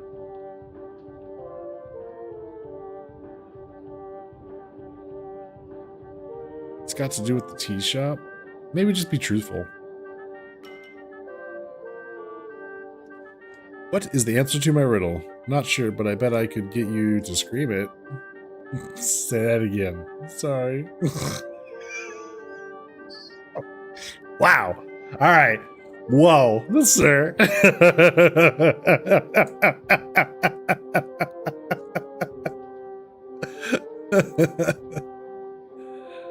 It's got to do with the tea shop. I see. How mysterious.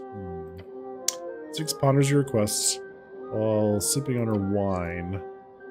This is no small request, cleric. I'm afraid I can't simply share such things with just anyone, despite your confidence tried.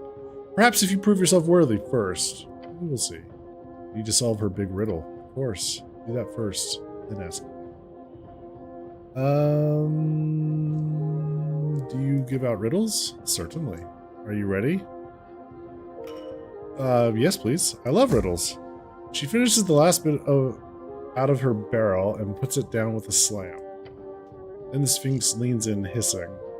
Once I had the sun's favor. My creed, cling close the wall. My creed, apostrophe cling. My creed, what's been dropped off here?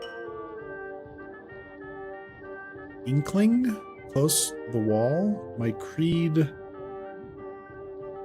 cling close the wall. Matured in shadows, I've witnessed empires rise and fall. Once left in silence, now the life of the ball. She raises her paw, gestures to the open chamber. Yet I remain a draught of remembrance, a history's thrall. What am I? Easy. The answer is wine, specifically grape wine. Clinging to trestles eliminates many other fruits, and grape wine has been made for generations. Though, given that this is an entry-level riddle, you imagine simply wine will suffice. A lovely poem about a life's journey, how time changes all, even the simplest grape. A warlord who cannot learn from his mistakes, probably a drunkard.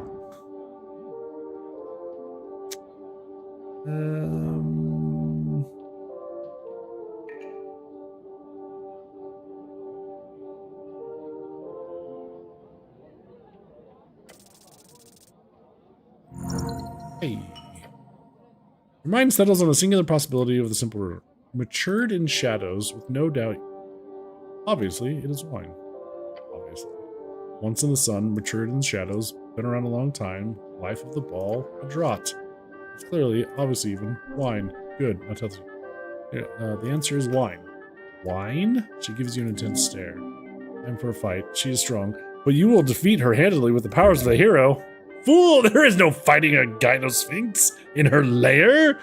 If she wants you gone, then you will find yourself 1,000 feet below the surface of Lake Kuja. Yeah, wine. Liza picks up a new barrel of wine. She pops the cork open. Wine. Yes, that is very correct, little one. Wonderful job. Another riddle solved. Huzzah! Since you're so amazing, would you be interested in a quest?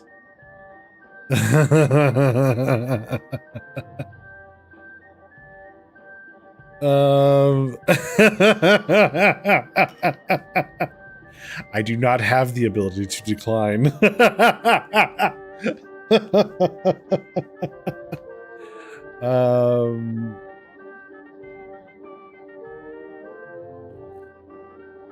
I do not have the ability to decline. The goblin gives you a concerned look. She gives you a serious expression. Accepting a divine quest from the Sphinx is no trifling matter. In fact, if you would survive such an ordeal, this is a chance to prove yourself to an ancient creature of myth and legend. You'll also look incredibly manly doing it. Shut up, strength. Quest? Hey, Rune, how you doing? Indeed. Behind me stands a vault. It opens only to those worthy. She leans her massive head downwards, close enough for you to smell the wine breath. Ah, thanks. To prove worthy, you must solve my most ancient of riddles. So old, it was handed to me when I first stepped inside this chamber, millennia past. Okay. Bow your head in silence. Your companion whispers to you, you're going on an epic Sphinx quest now? Sure, why not? Not like we're on a job or anything. This is important to know. Maybe to you. No, really, it's very important to the job too. Convince me. It would grant me esoteric knowledge, or like the tea shop. It could grant me esoteric knowledge, or like the tea shop. I saw her. I'll go inside. I get to go inside. It could grant me esoteric knowledge, or like the tea shop. Fair enough. Look, I won't stand in the way. Just don't waste too much time on it, okay? Sphinx stares at your companion. A hero must face much adversity during his quest. She laughs quietly to herself and takes a swig of wine. What exactly is this Sphinx quest? This is a riddle, the answer of which is not uttered in words, but revealed by action. She goes quiet and closes her eyes. Just listen. Found within the arcane flare. Okay. Arcane, one of the three pillars of magic. Those who play draw strings. Right. Okay. Twin tongues of flame that scorch the air. Found within the arcane flare. Twin tongues of flame that scorch the air. Third level divination spell. Okay. Grants the target the ability to understand all languages with the target speech to understand. She takes a breath, revealing a wicked grin. Burrowed deep within the earth, a primal string to show your worth. Then she leans in, almost whispering those final words. Folk and gods in thronging herds. A man divine alone howls his words.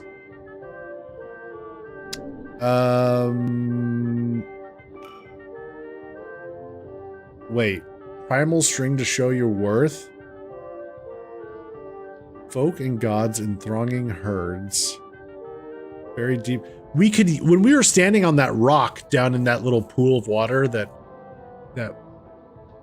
provides water for the tree, and we did the whole primal thing, there was an option to yell, I am worthy of God, or something like that. I wonder if that's why that was there. A man divine alone howls his words.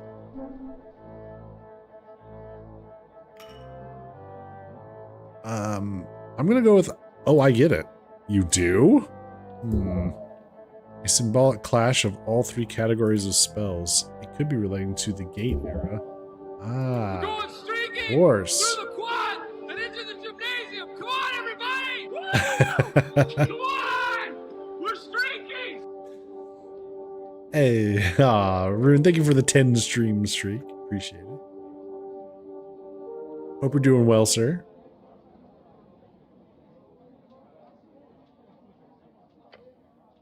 The answer is not a word, not a thing to speak, but rather does not have a verbal answer. Oh, I see. This riddle does not have a verbal answer. Oh, right. She said it's in the actions. Ah, yes. Aren't you smart? Oh, I see. This riddle does not have a verbal answer. The answer is not something you can speak. Yes. She uses a massive claw to grab something from her pile of stuff and tosses it to her. Tavern key. Once you understand this riddle, return here. You can only solve it during daytime, alone. We wouldn't want anyone else accidentally figuring out this riddle, would we? She glances at your goblin companion. Goblin girl, I am not interrupting the job for that. Do it in the morning or something, before you pick me up. Sphinx chuckles. I never sleep, so you can show up anytime after sunrise and before the tavern opens. I feel like this could lead to one hell of a treasure. The greatest quest, time to prove yourself as a worthy hero. Okay, so are you going to help me with the...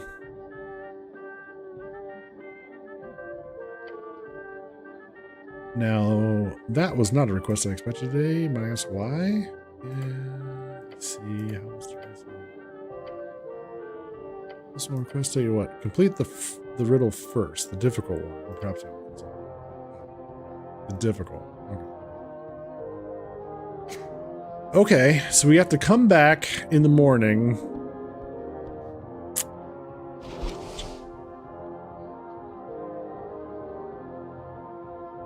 Okay. Oh, we have a feat option here.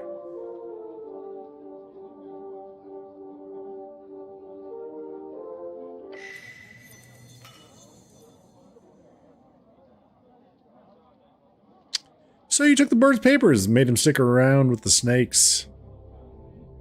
It was a tough decision. Sure hope so. Look, it's time to establish some baseline, okay? First of all, immigration's good. What? Oh, God. Yeah, it's a net positive. Yeah, I get that. Well, of course. Yeah, yes, it's true, but what is that? First of all, I'm apolitical. Second of all, freedom of movement! It's literally the most fundamental policy of the Free Strider bloc. Yeah, okay. I get it. Just, what are the options here?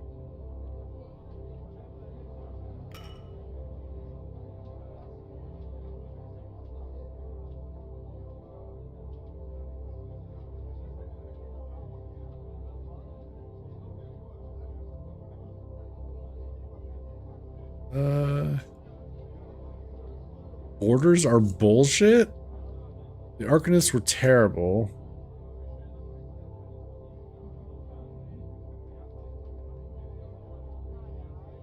Each of the Arcanist splinters dealt with it in different ways, but in general, especially once the Coast War broke out for real, all the borders got real tight. A shoot-on-sight type of policy wasn't uncommon. Yeah. Okay, that was overkill, but we should still have some type of border controls, right? No. All of it's bad. Let's go over the facts here. Okay. Okay. Alright. Okay. Great. Yeah. This is getting to be political. Don't care.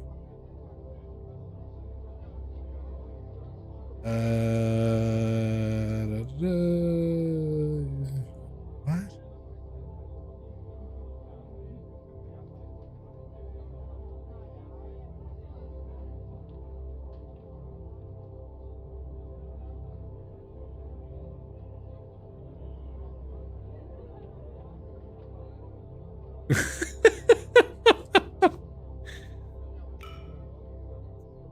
I don't know. I don't care.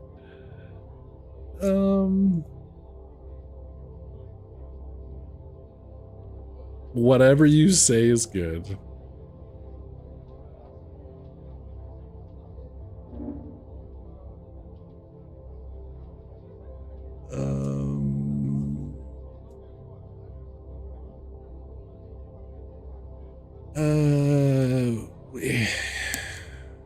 Whatever. None of this apolitical bullshit. You argue the talking points of apolitical with ease. That purple fuck isn't here to save you. The city is changing and you need to make a damn policy decision. What? What?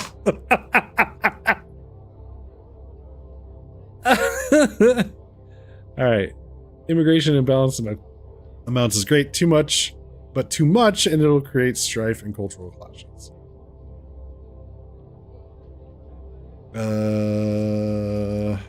The game's guilt tripping Gecko to yeah. What dicks?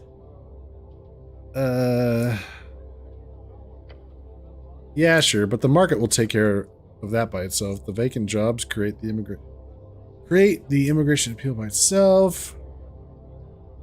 Nobody would move across the world if there aren't any jobs. That would be ridiculous. But what if they do? What do you mean?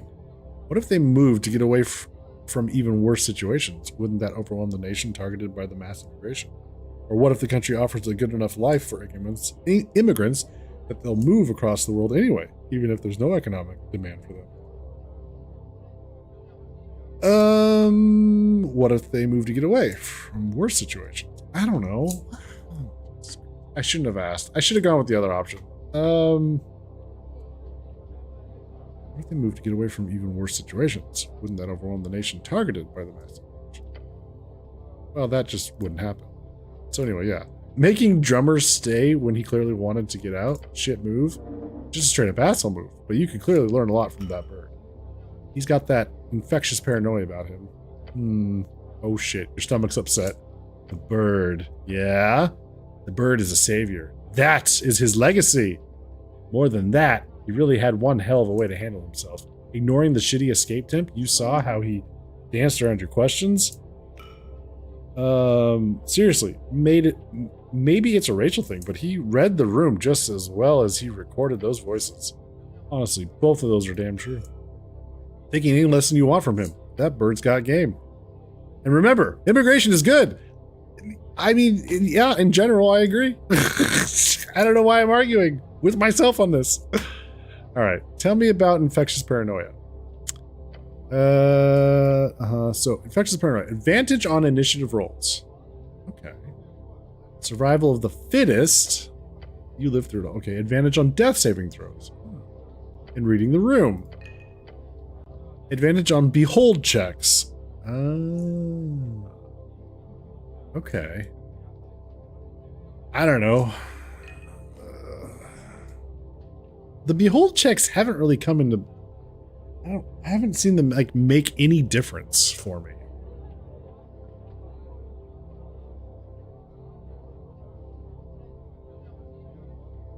I'm not really worried about going first. Maybe we need to. Maybe that would help out in battles if we're going first. I don't know. Advantage on death saving. Death saving throws. Just reload.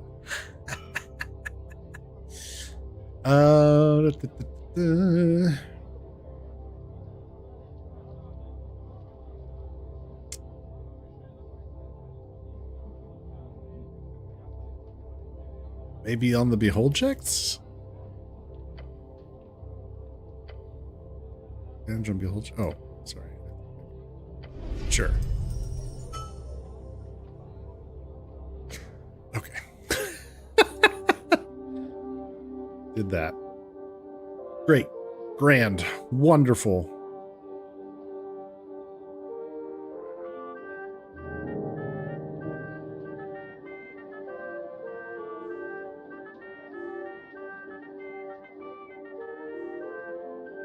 We have these selected. During short rest, always roll a hit die with advantage. Snell also gains extra proficiency in his initiative. Whenever you roll a 10 or below, add an extra proficiency to the roll.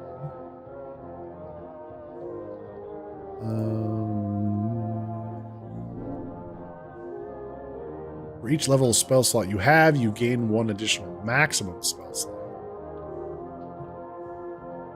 And friendly local druid. We are a friendly local druid. Cool.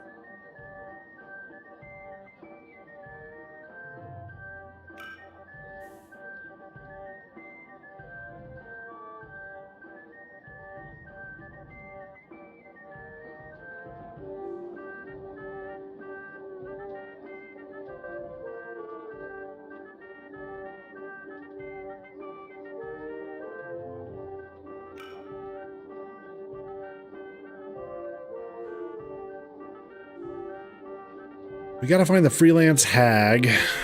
The smoking man went through the Pill of Jor, which we're working on. That's the big thing we're doing with. We asked her to help us with that.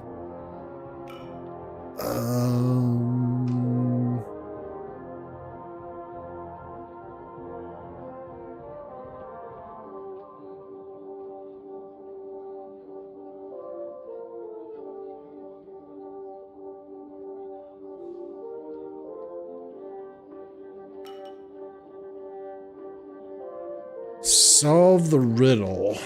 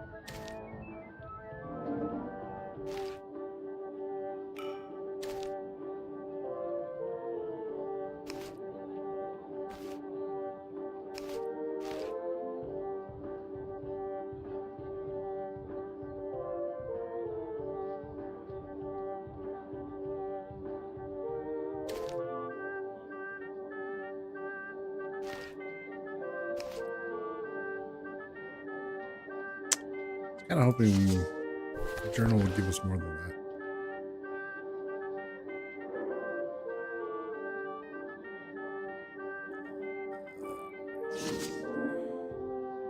Oh.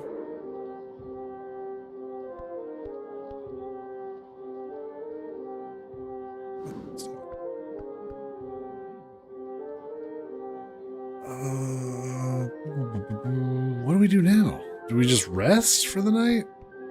Keep looking for a hag?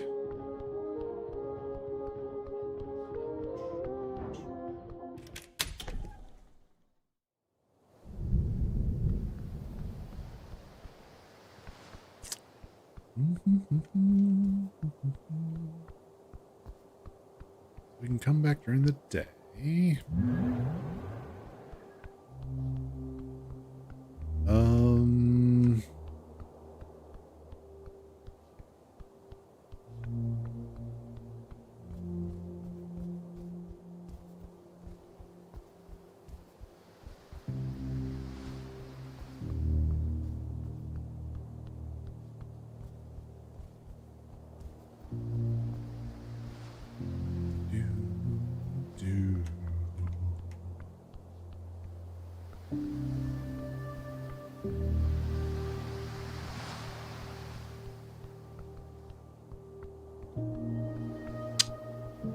I guess we rest for the day.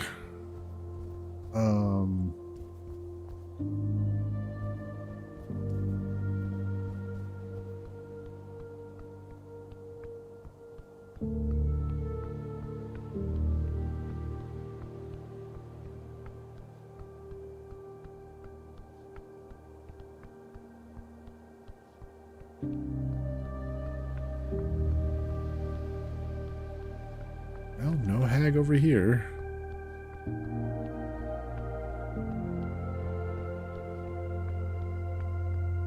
I totally forget how many days we had till the election.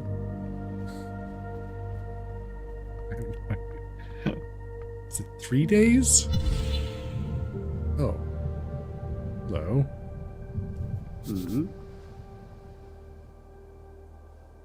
Oh. Behold, Warden Lumer. Okay. Wham!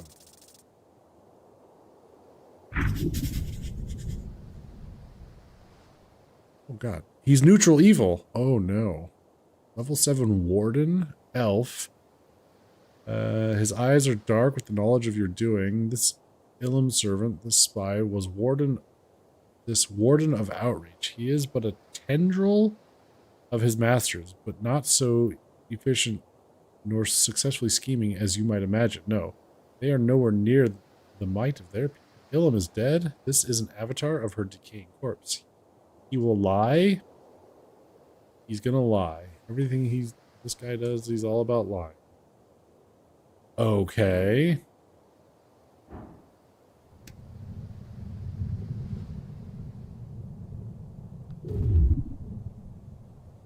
You feel fear. Elvish. An esoteric aura. Elven magic. Take a step back and get ready to fight. Identify yourself. He does not appear to view you as any form of opposition, and yet he's blocking your path. You suppose it could just be a de-escalation. Your companion takes a quick glance around the perimeter and hisses his tactical assessment to you. I don't see anyone else. Just relax. I am Cullervo Lamelian, Warden of the Outreach. Okay, you are the cleric to whom I owe an apology. Why?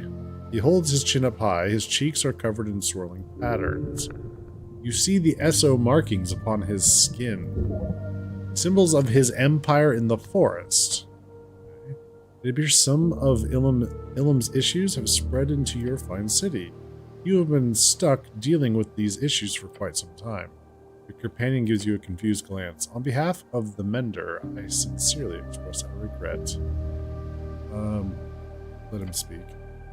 We had a Capinellian Elementi, a renegade among our ranks.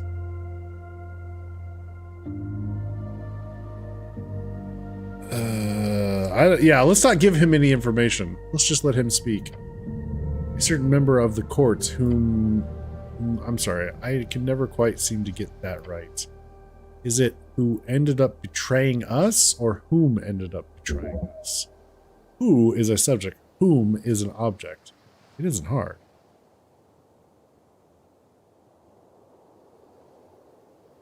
Who is a subject? Whom is an object? Who? Good, thank you. Who betrayed us? Her name was Pinja Athena. She surprised us all. I apologize on her behalf for causing this trouble.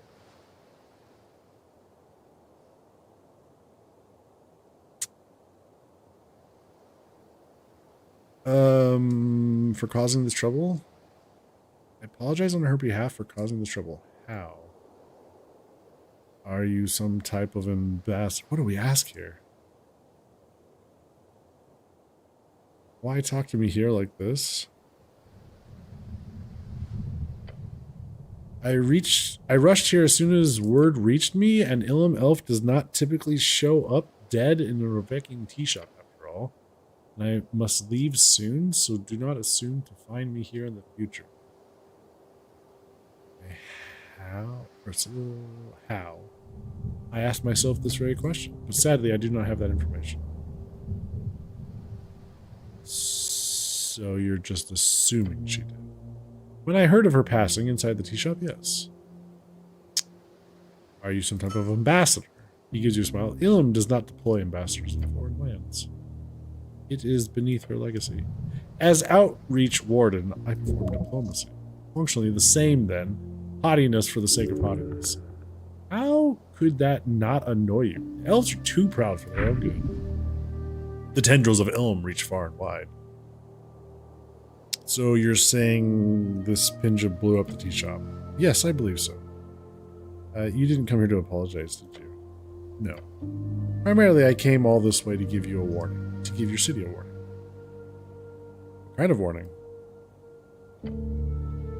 Was the head of an organization with one goal. Destabilize Norvek and its populace. The scoundrels. The elf woman?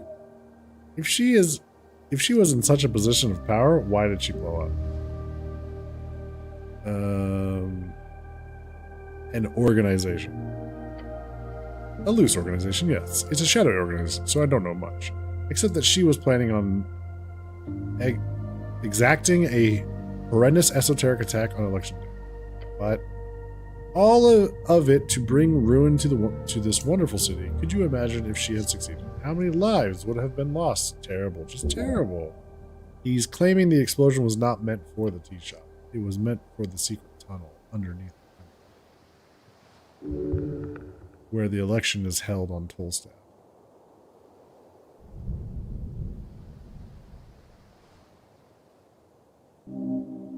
A threat to the city. I'm assuming the explosion occurred earlier than she anticipated. To our fortune. To all our fortunes. He is lying through his sharp teeth.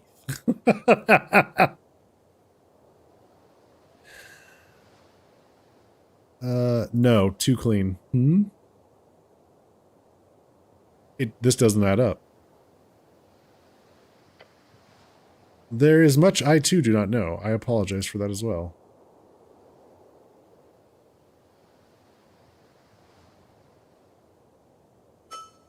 The elf swings his cloak around, facing the river. No, I'm afraid I don't have much time. Absurd. He came all this way here to tell you he doesn't have much time. He's just done what he came to do. He's established the party line, covered his tracks. He glances out over the river.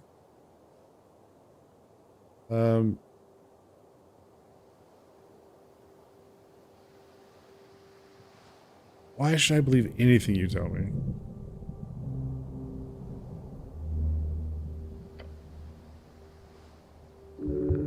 Condescending smirk played as a friendly smile. We have a saying among the outreach court. It translates into something like, dragon servants do not know, they simply feel. They have advice, or perhaps a gut feeling would be correct. The elf's words soften the stone in your stomach. Calling you a simple-minded, instinctual dragon servant. Typically elven backhanded comments. Your gut must tell you I am on your side. He's very good at this, but he's lying through his teeth. Trust your gut. There is too much wiggle room in this man's words. He thinks he can charm his way through the gaps. Should we take him to the dungeons or just let him go? It's probably not wise to take him to the dungeon. Whatever. Goodbye. He whispers a few lines of Elvish to himself while maintaining eye contact. As he finishes his incantation, he clears his throat and throws up a hand over his face. The earth keep watch upon thee. In an instant, the elf vanishes. Still takes a deep breath. Once that corpse showed up, I knew we'd be dealing with some mysterious elvish political intrigue bullshit. Let's just finish this. The goblin looks over the moonlit river and grumbles to himself. The elf had a reason for speaking with you, and he was not the old altruistic type. Whatever that whole dance was, it was clearly to avert blame landing on someone. Himself? Push it onto the dead elf? Who knows? This warden appears to want to distance himself from the situation. Logically, that means he's more guilty than he lets on. But why would he have shown up at all if that were his goal? You didn't even know he existed. He must have been doing something else in Tolstad. But what? I'll think about this later. Now I really need to sleep. Okay. So, ready for bed. You never saw this dude? I don't know what to make of it, but...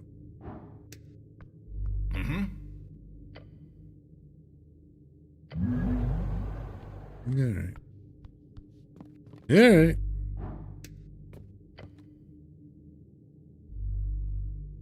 Oh, that reads beyond.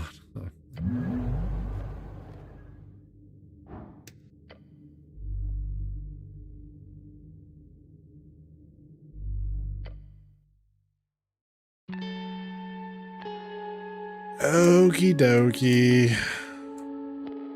You fall into the softness of the bedroll in this tiny tower. You feel tired. The kind of tired sleep won't fix. And poor drummer, trying to ship himself off into the unknown. Smart of you to keep him around. You'll probably get a chance to talk with him again before the election. Okay. She'll need to find the hag. Then there's the hag. Someone's holding a meeting in the tea shop right before the explosion? Highly suspicious. Finally, you star witness, Mary Doc Moonwatch. He told you about his sighting of this invisible smoking man. Someone who has managed to enter the Pillar of Jor. You must follow. It's time to finish the job. Will you be able to complete this quest of yours? I don't know. I have no idea. That is where you'll find your answers. Answers within strings. Okay. Well, I guess we gotta go back to the tavern. The Drunken Sphinx. Figure that out. Hopefully we can solve the riddle. 2 days remaining. Ah, here we go. 2 days remaining. Good. Lots of time. Whee! 2 days remaining. You stop. An ominous feeling. Shit. Not another visit from the assassin, is it? There's no rain today. Maybe that's what you're reacting to. An ominous feeling. Look around. No, it's just a familiar feeling. A connective broadening of the sense.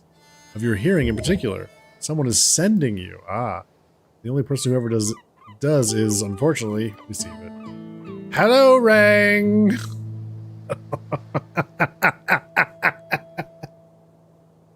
Our patriarch? Great. Oh God, please, no. Your patriarch, listen carefully. No. I am sending you! This is about some conflicting reports. Your skull rattles. It says here the Tolstad Lich House has a dead elf. Are they sure it's not a tall gnome? That would be more statistically likely. And then the corpse disappears right after?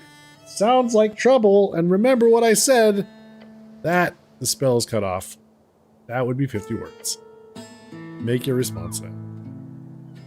It was not a tall gnome, it was an elf found in the tea shop, and I have not heard anything. I have not heard anything of any corpse disappearing.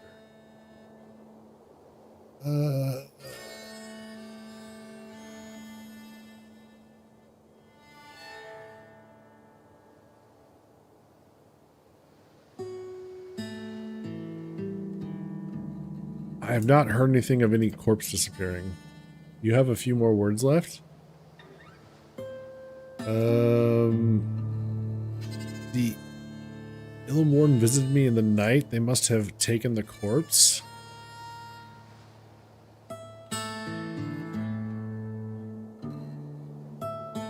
That Illumoran visited me in the night. They must have taken the corpse. Do not make accusations without proof, Rang.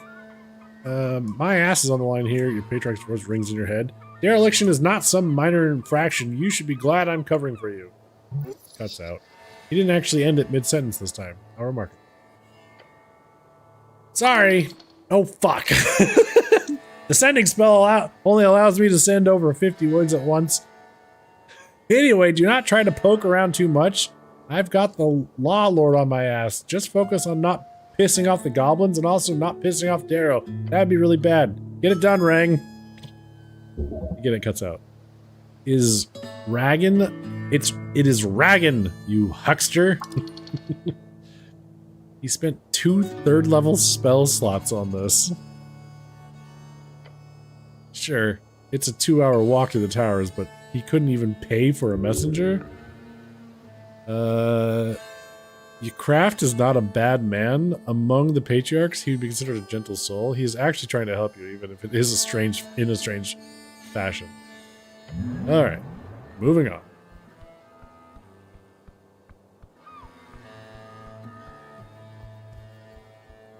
There's the devil.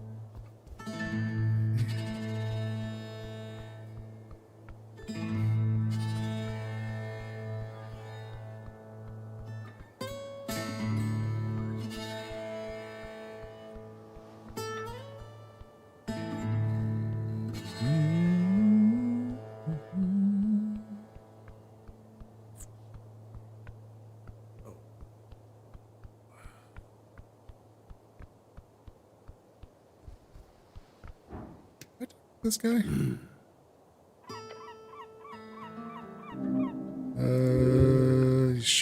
He is shocked. He does not show it, but he is. Your presence here is shocking. Greetings. What are you doing? He opens his mouth and takes a deep breath. Fishing. Why are you disturbing me? Oh. I need information. Information is expensive, cleric.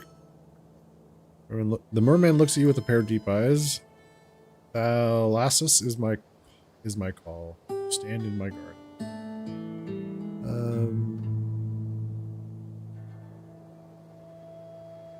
You live here? No, I don't appreciate the city visiting my property without a heads up.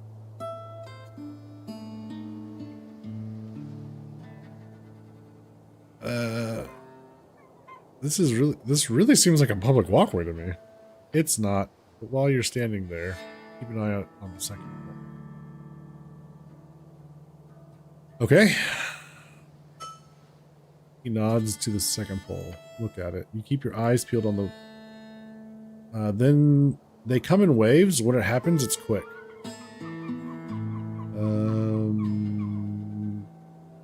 Pull the pole alone. No, let it be.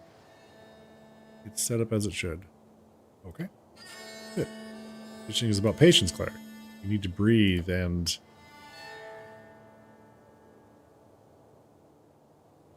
And watch. Professionally, you work for the River Guilders? He raises a thick eyebrow in your direction. No. So what do you do then? I operate facilities. Apartment complexes mostly. He appears uncomfortable. Oh, is this guy actually rich?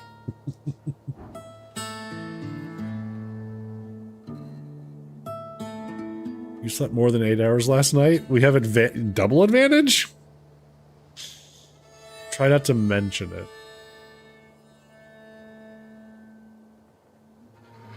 Oh, you're a merman who's a landlord, not a... Oh. I was like, why are we trying to avoid saying this? Oh. I see. Merman landlord. Ha ha. Okay. Try not to mention it. Well, hell. Your belly beckons, the comment, it will slip out no matter what you do, unless... Let it out! Be free! Bite your tongue. Ow! Some of it. You clamp down hard. Blood fills your mouth, dripping down the corner of your mouth. Some spills to the ground. A woman glares at it as it pools before your boots. Swallow the blood. Big gulp is too hard to do, but it happens. The metallic taste fills your entire being. You are feeling faint. But you did not speak. For once, wearing a helmet is actually helpful. How asks does it feel, indulge you? You are bonding. Man to man. Human to merman.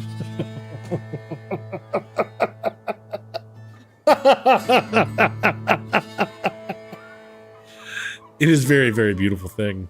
Make sure to ask interesting questions about him. That will make him understand how much you enjoy this special time with him.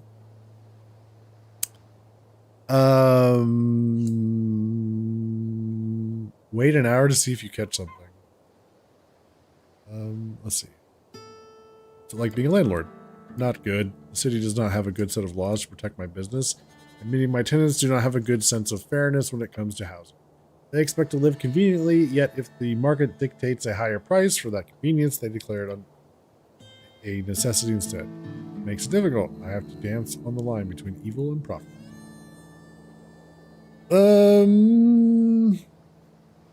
I don't have any opinions on landlords or landladies.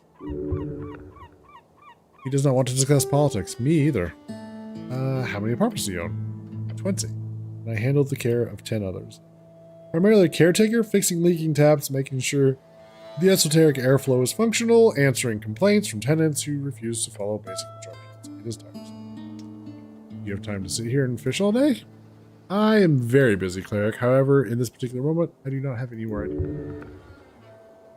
Okay. How often do you catch something here? These days, not often. River guilders have swept the area clean, along with the increase of the goals. But occasionally I get a big one. He leans in towards you with a stern look on his face. And that's dinner. Tasty. Well, we gotta wait an hour to see if we catch something. You do not catch anything. Just as you're about to give up, you see something tug at the tip of the pole. Cleric. Reel in the catch! On the other end is a shard of jor. A rock. Alice sighs and keeps looking at his own pole. Well, it's something. Bottom scrapped is everywhere here. Maybe next time. Alright. Fetch it on with a stern. He sends you on your way.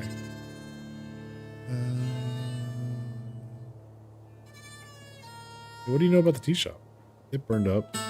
What else? You need to find out what happened if it's an esoteric error with a fireplace. If it happens to more units in the area, I could be affected. I will personally hold Magistrate Darrow responsible if it does.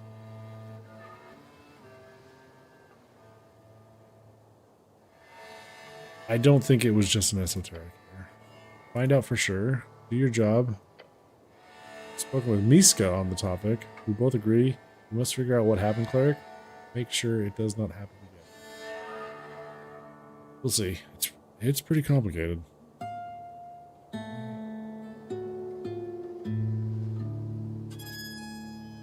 All right.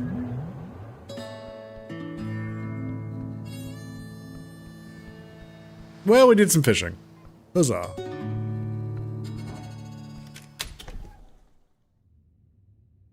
All right. Let's see if we can figure out this quest. Sphinx takes a sip from her barrel of wine. Little one. Right. Can you tell me about the riddle again? She chuckles. As many times as you want, Cleric. Found within the arcane flare, twin tongues of flame that scorch the air. So tongues burrow deep within the earth, a primal string to show your worth. Okay. Folk and gods in thronging herds, a man divine alone howls his words. So we need to do something arcane, then something primal, then something divine.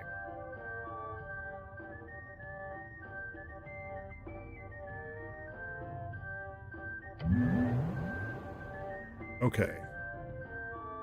So let's look at our spell book here. What do we currently have on our hand? So Mage Hand is arcane. Arcane, primal, divine. Okay. Okay, so maybe they're telling us which spells to catch. Like Thaumaturgy, the divine man yells his words. Thaumaturgy is great for that.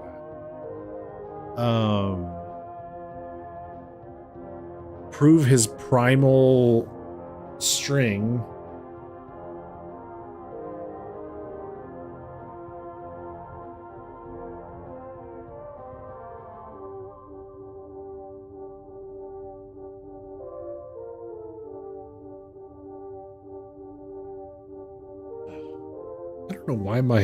I don't know why my little switch here for my mouse and keyboard just started acting up the last week.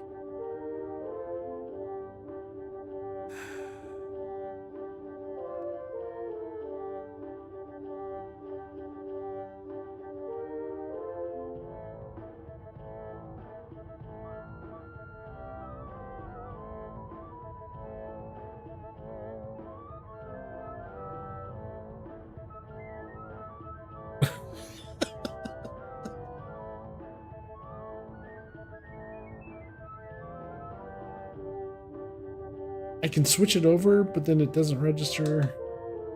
It's being active on the no. Okay, so Druidcraft would prove our primal connection.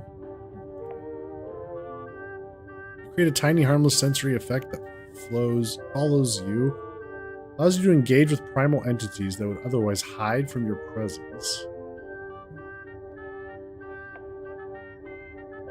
So...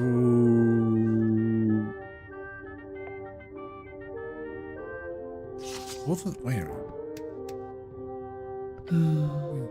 Ask this again. Found within the arcane flare. Twin tongues. Oh, tongues of flame. That's of course. Okay. Yeah, so we need to cast tongues. Burrowed deep within the earth.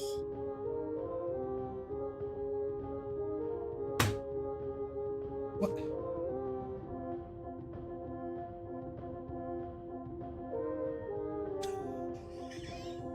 God damn it.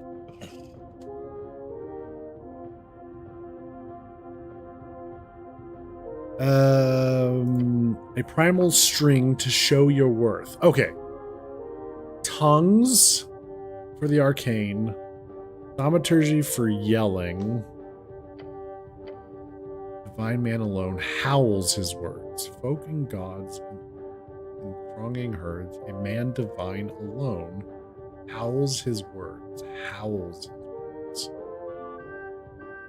I need to grab a quick screenshot of this so we don't have to keep asking her. I can go look at the spells that we have.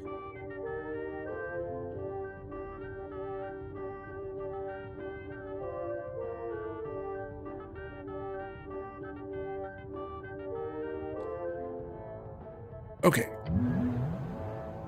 Let's look at our spell book here. So...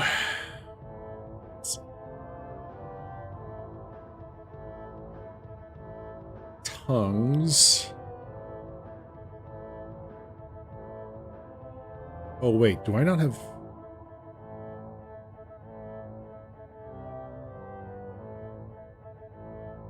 comprehend languages? Oh, I have comprehend languages. I don't have tongues. Oh, no. You understand the literal meaning of any spoken language that you hear. You also understand any written language. Spell doesn't decode.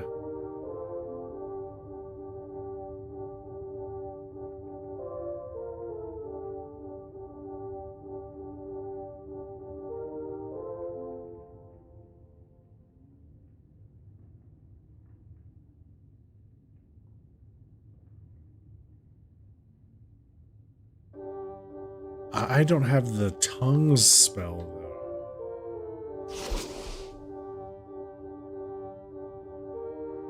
That's different than comprehend languages. Isn't it?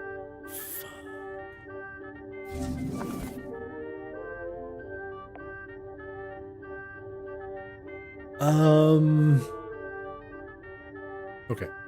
Coming back to that. We need something primal.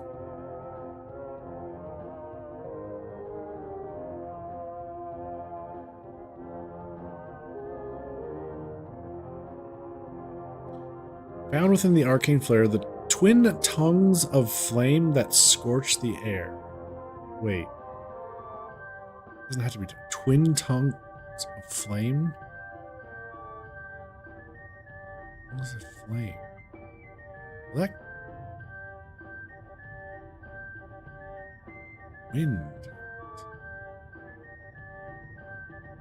I mean, that almost sounds like scorching ray. But again, that would be a third level spell. Scorching ray is 3 rays, not twin. Alright. Burrow deep within the earth, a primal string to show your worth. Primal string. Well, Aura Vitality, we found that buried deep within the earth. Man, let's see, folk and gods in thronging herds, a man divine alone howls his words.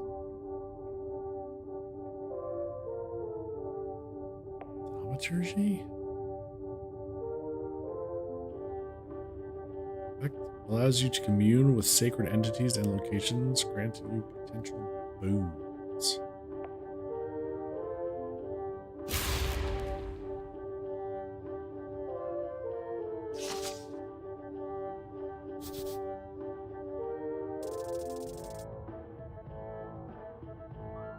God's gift. You feel what? Divinely fast. Oh. What just happened? I think we just gained dexterity. Alright.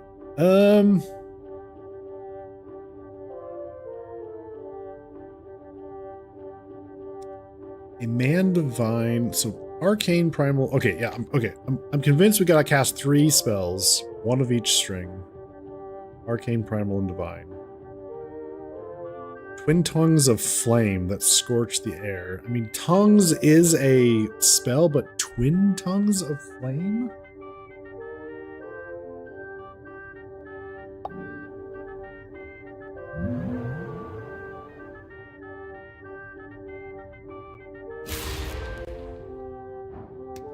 You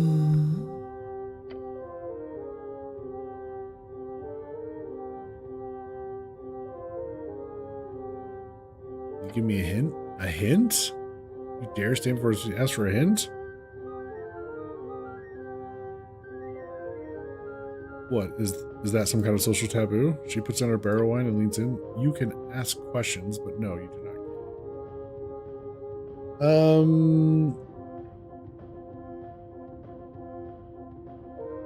Where am I supposed to?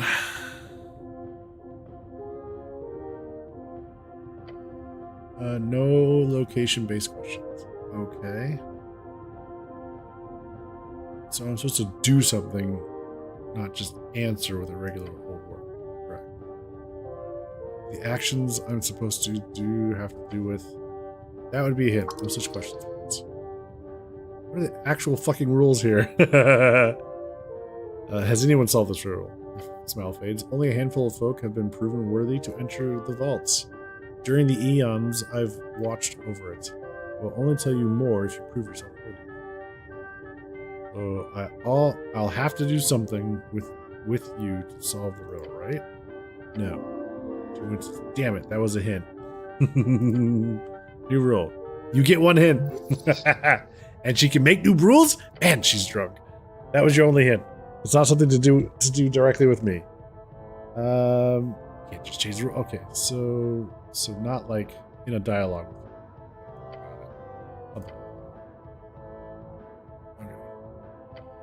Okay, trial and error. Not the most silly tactic I've seen over the years. She shrugs again, her cat shoulders sliding smoothly up and down, which looks surprisingly funny with her whole feline body thing going on. She's attempting to appear mysterious.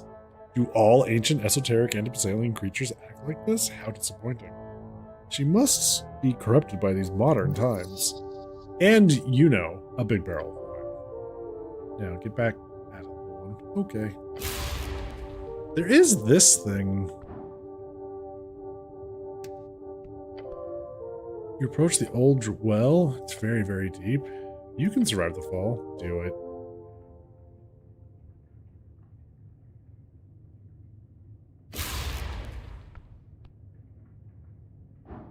Jump. No. I said...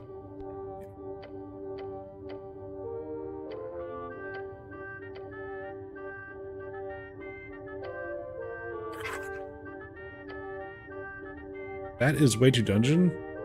This is so nice. Then you drop into the darkness. For several seconds you feel nothing but soaring air through your uniform and helm as the extreme tingling sensation fills your senses, the sense of falling, and then the sudden violent end, you hit the ground. 40 damage. Cracking of bones. Hey, we survived. You lie in the dark.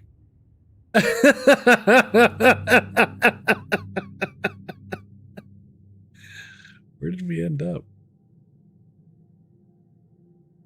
Oh, up here. Interesting.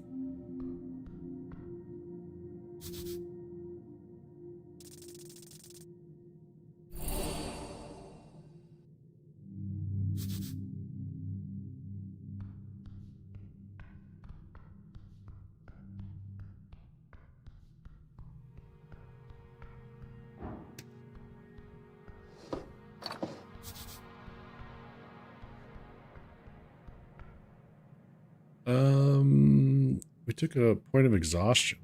Damn.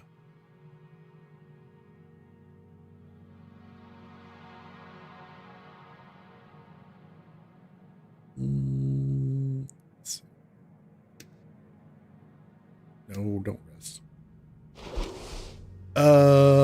Let's use that big old potion. 10d4 plus 20. Oh, that's way too much. Oh, how about just a regular potion? We got lots of those.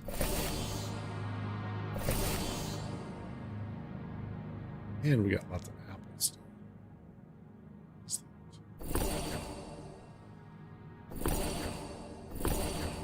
still. Okay. We're all healed up.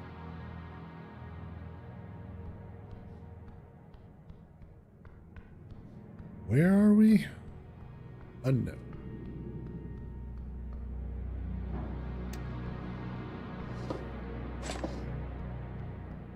Oh, it's... We found the rat! The yellow rat. I guess we found the hag? We found the hag. And a potion of supreme healing. Oh, look at that. How nice is that?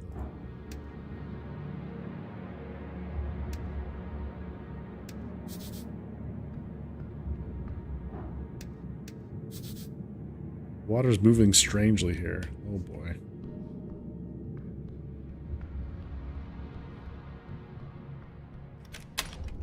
Ah. Nice.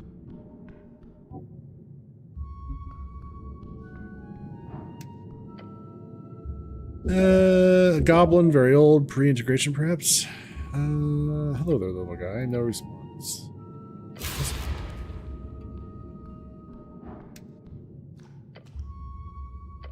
What? There's potential here. Potential, yeah, like the opportunity of a lifetime sits right here, right now. In this weird cave lake. Yeah, I can feel it. It tingles deep. Oh, there's something in the water. Like all around you. Oh shit, is it another trap? No. It has no killing intent. The water rises. It takes the shape, a figure, fluid and shimmering. A water elemental. One of the old guardians of the deep places. Surface walker. The voice comes from everywhere, from the water itself. My domain is what you stand in, what you drink and bathe and boil. I mean no disrespect, elemental. None taken where none intended. I offer you opportunity. The waters swirl and churn. The land rights to this cavern, yours to do with as you please. Land rights, its cave, its pool, the shore, all yours for the low, low price of 25,000 shiny crowns. 25,000? Yes. That's one hell of an offer. Let's hear this like thing out. I can't afford that. 25,000? And I also offer healing water. 100 for a gulp. That's a scam. 25,000. Surely we can negotiate. Healing water? I don't... Okay.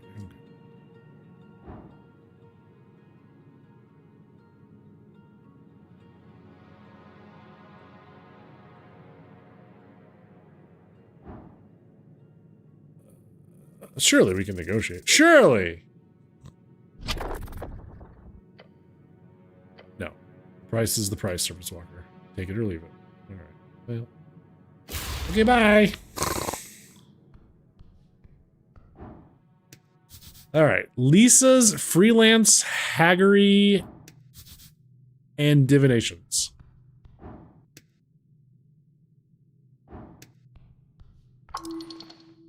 Yeah, that's a pair of giant, ominously dark chicken legs. They are not giant sized, they are large sized, possibly huge. Claws, dressed in the shadows. You find yourself standing between the legs of a strange wooden hut. They move. The long, razor-sharp claws tapping the stone. Their surface, nothing but darkness of some foul spell. You do not appear to react to your presence too much. However, this magical artifact is is surely aware. Hey there, Claw. This is not her son. Anything I can do for you? Doesn't seem so. You can't talk, I assume? No reply. We do comprehend language. Should we pet it? No. That might be a silly idea. Crap. Hey. There's a little guy here. It's...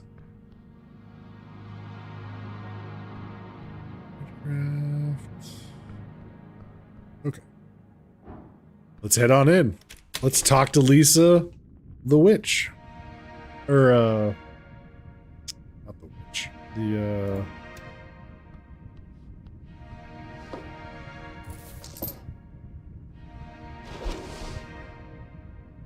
hag. There we go.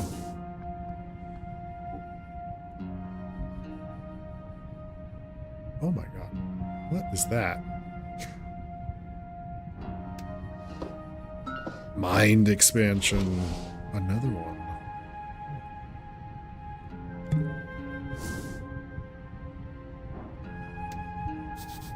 A jittering tiny, very tiny goblin in a dancing cage.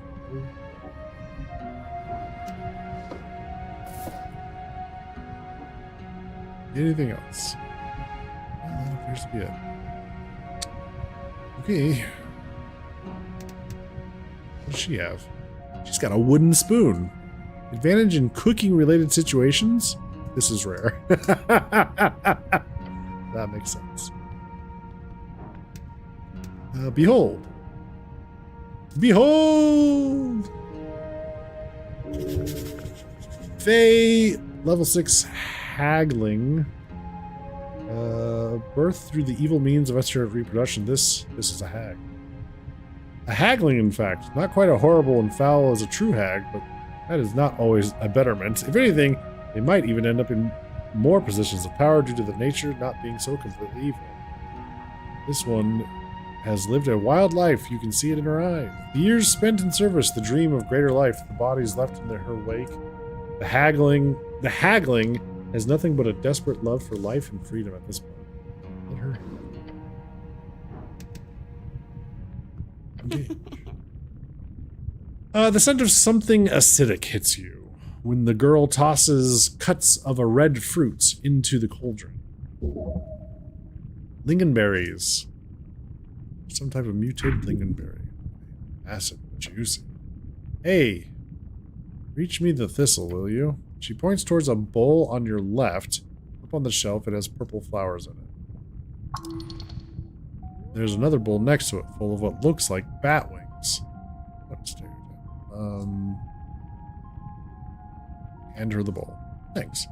I'm Lisa, by the way, she says, while dumping the flowers into the stew. Freelance hag and service diviner. Or diviner. I'd normally ask if you'd wish for a glimpse into the unknown future and fortune of thyself. I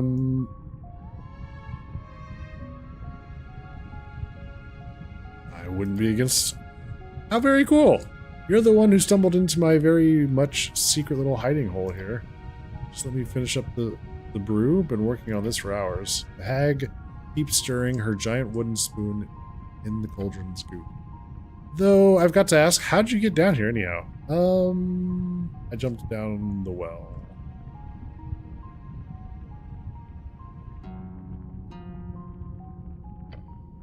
You jumped? Fail might be more accurate description. Ah, yes, I imagine. Not often I meet people who randomly decide to jump down into wells. Did you suspect I was down here? No way. I just love jumping into wells.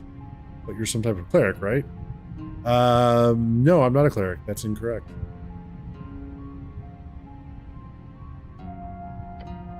You're not? I'm a druid, actually. You know, nature stuff. Interesting.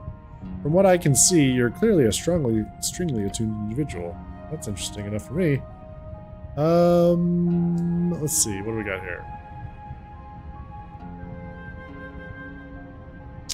Tell me about this divination magic of yours. Divination is not your strong suit. However, However, there is a logic at hand here, one you could untangle. The divination school of magic is the esoteric art of reading your strings, either to make deductions about the present or assumptions about the future.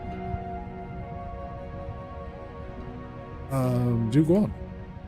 No, that's it really. Her gaze lowers down, her bright eyes widening as she stares into the soup/goop. Legend says Jor's realm is a bit special though. Oh? What do you mean? Wait, she picks up the giant spoon to stir the pot. From entertaining knowledge to extraplanar excursion, it is clear Jor made our world a bit different. If you believe those legends, then magic is supposed to be channeled through webs, interconnected ley lines spun into the fabric of each material plane. Here, our ley lines are more like bumps, nodes, not connected as much as they, well, bump into each other. Strings that through time. That's one way to put it, yes, if you want to get all metaphysical about it.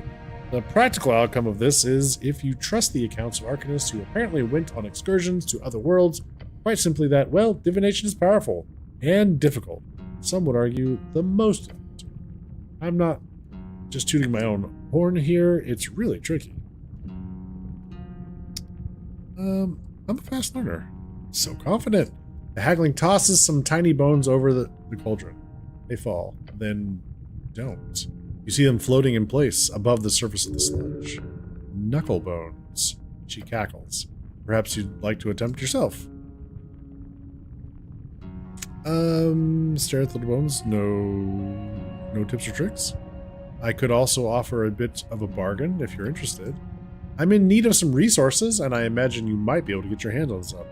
Oh? Okay. What kind of resources? I need 5 apples, 3 swamp extract, 2 cardamom treats, and a maw pie. Pronto. That's a shopping list. That's a shopping list. It's a shopping list. More or less, yes. Although, skip the apples and the swamp extract and the cardamom treats. No need for that. It was just a craving. Just give me a maw pie if you can. But of course, if not, you can still try reading the bones on your own. I'd love to see if you can do it.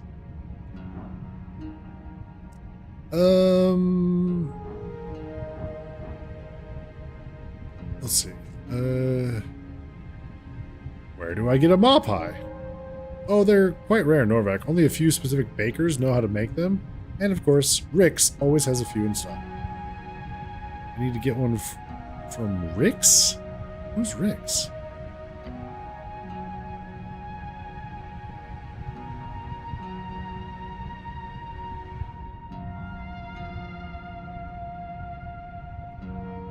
Oh, don't tell me that's the tavern owner. The tavern. We have to wait for night? Ugh. Okay. Well.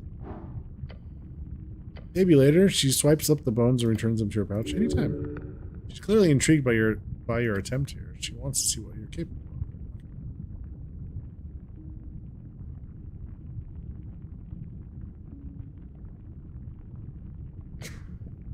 Alright, we'll just save scum it.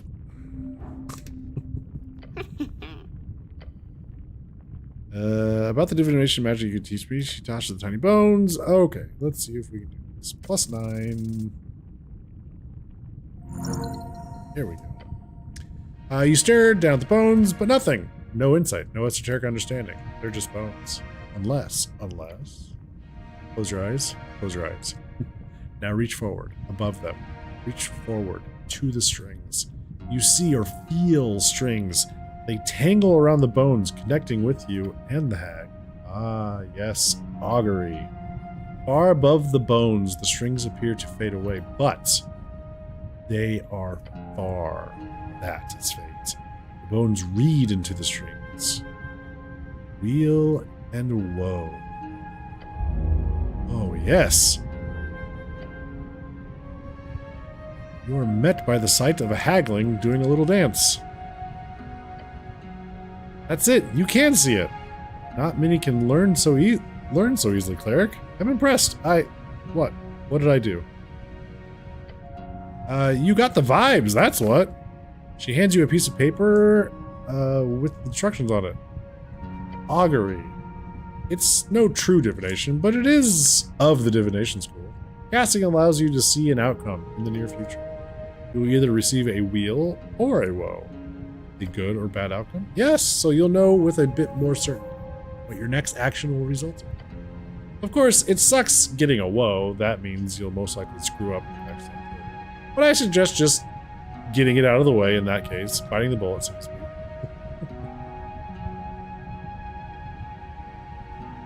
Thank you for guiding me. No troubles. Just fun to see you touching the esoteric here. Make sure to read the instructions properly so you don't mess it up with a bad reading.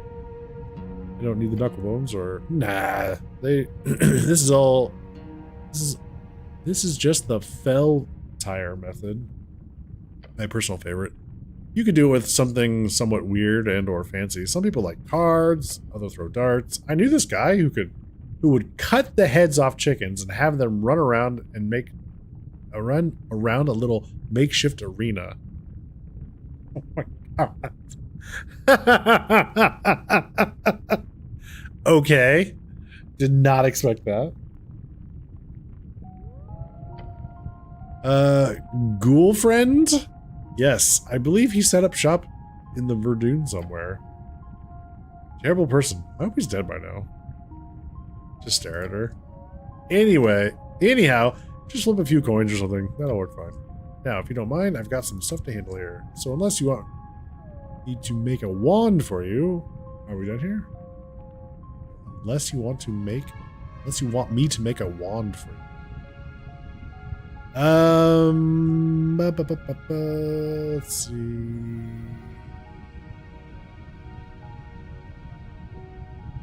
Is that Smarter? Ah, so that's his name. No worries, I'm not torturing him for fun. It's revenge, you see.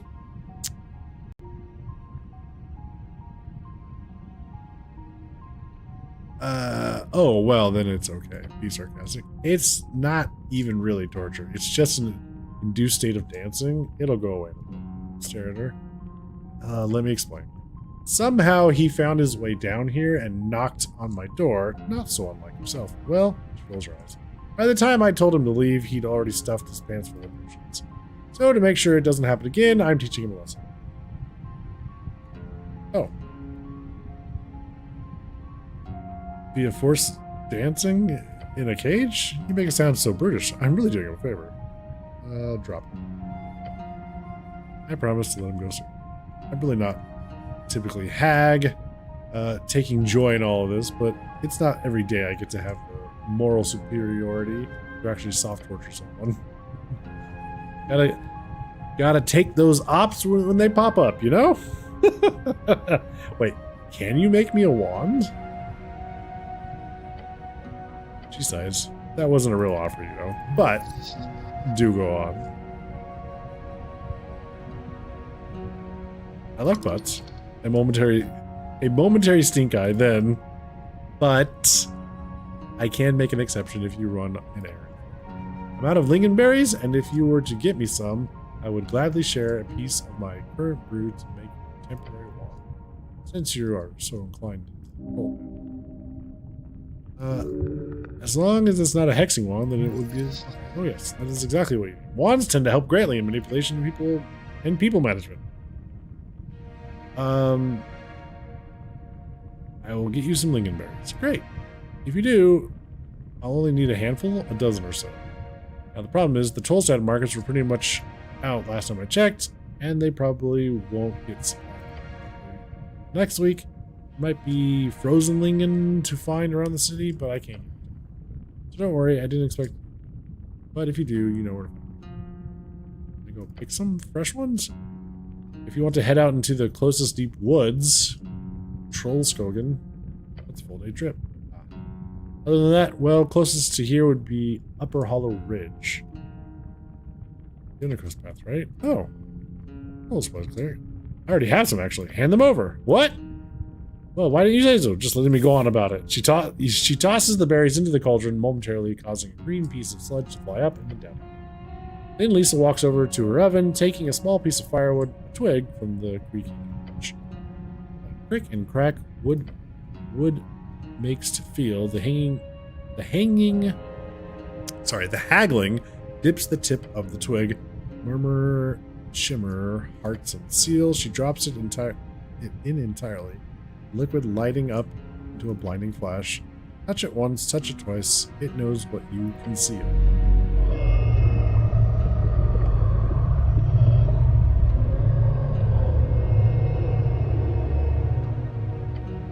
It's, grab it, Wand of Empathy, an intense esoteric aura.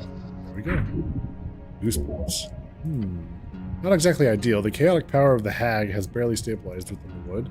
Alas, it will help some. You can already feel it. It grants you insight. This is exactly what you need. Time to make people smile. Lisa gives you one of her biggest cackles yet. One of my best yet. Only a minor one, of course, but considering I pulled that out of my ass, you should be very happy with these results. I am very happy. Thank you. You're welcome, etc., etc. Now, go enjoy your little toy cleric, unless you want to become a hag or something. I'm fine for now. She takes an iron handle from the oven area and starts to stir the pollens. Now, nothing else? Alright. The tea shop. What do you know? She stops stirring. Taking a deep breath, she then glares at you. First of all, I am not responsible. I don't have the power to cast a spell of that caliber, not even close. As a hag and diviner, she could very well have access to high-tier spells.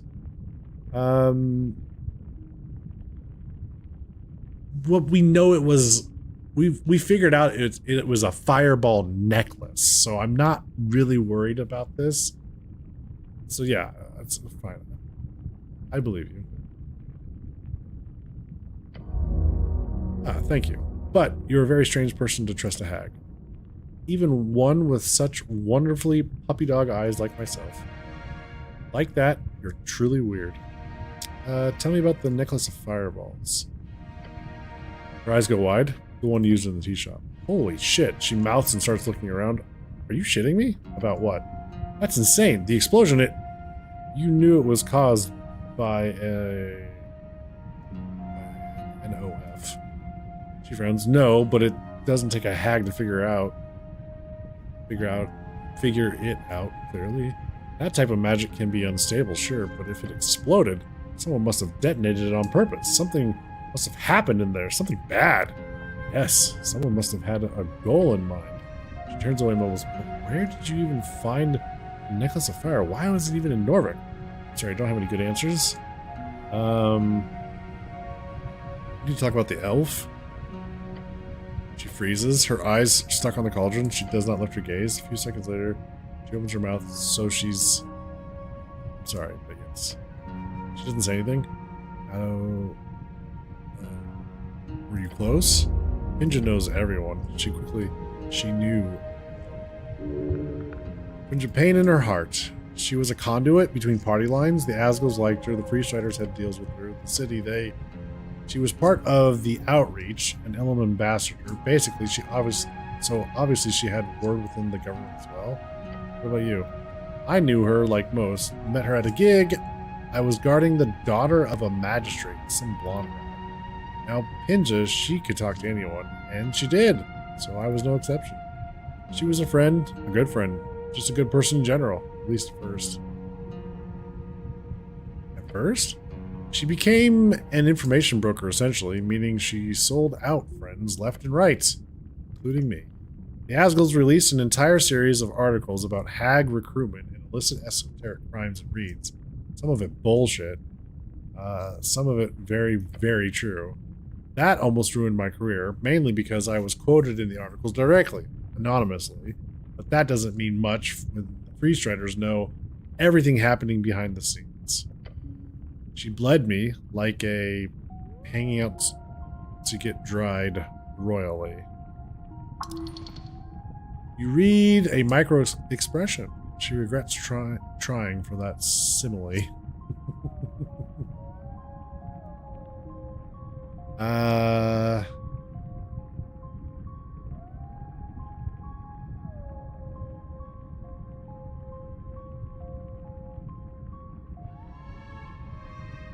That's shitty. You don't backstab friends like that.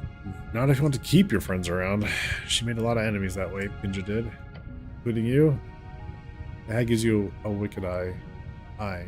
Yes, I was going to chew her out in that tea shop at that meeting. Which is why I accepted the gig to begin with. But I was hoping she got away.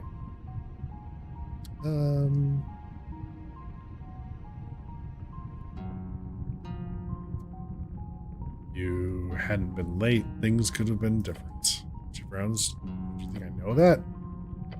She glances at a pouch on the table. I read the bones the night before. It spoke of dread and doom for those around me.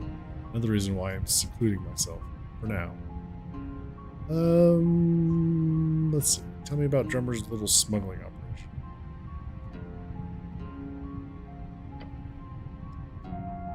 What do you think I know? You're a diviner. Right. She lets out a short laugh. Drummer is an idiot. He wanted extra cash and had a hidden room that the city and goblins didn't know about. Free Strider stored contraband with him. Some under the table stuff. Nothing too serious. They would not trust him with anything too serious. Like a necklace of fireballs. Yeah, like that. And why not? You bet the guy? He could have facilitated the situation with... But he could have facilitated the situation with the shop. Drummer did not blow up the shop. He might be dumb, but he's not the type to do something like that. Not on purpose. Who did? A great question. I'm trying to figure it out myself. The strings only speak of doom and gloom around me, no matter how I search. No mention of illicit fireballing wizards running around, sadly. Tell me what you know. It's not much, I promise. A promise, which her soul does not keep. I do a lot of different jobs for the Free Striders. This one wasn't special. At noon, the Tolstad tea shop, I don't remember its name. Nobody uses the name. I was supposed to be there to barter for an artifact with one of the city contacts. Drummer left the shop closed for you two. Yes. I was supposed to be there, but look. I know how suspicious it sounds, but you have to believe me.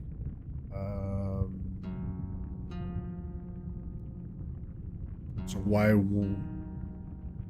were you warned beforehand? No, I wasn't. You escaped the blast. Not exactly. Did you plan it? No. We guess you're fireproof. What? No. Why weren't you there? I was late. Right. That is a bad excuse. I've been working all morning on settling down Dancer so he could move. The idea was to head over to Ostrogard until the election was over. Free Striders had some work for me there. Oh, Dancer's the house. But I overslept and then I overestimated how long it would take to back up. Dancer can be a bit grumpy when I'm reducing.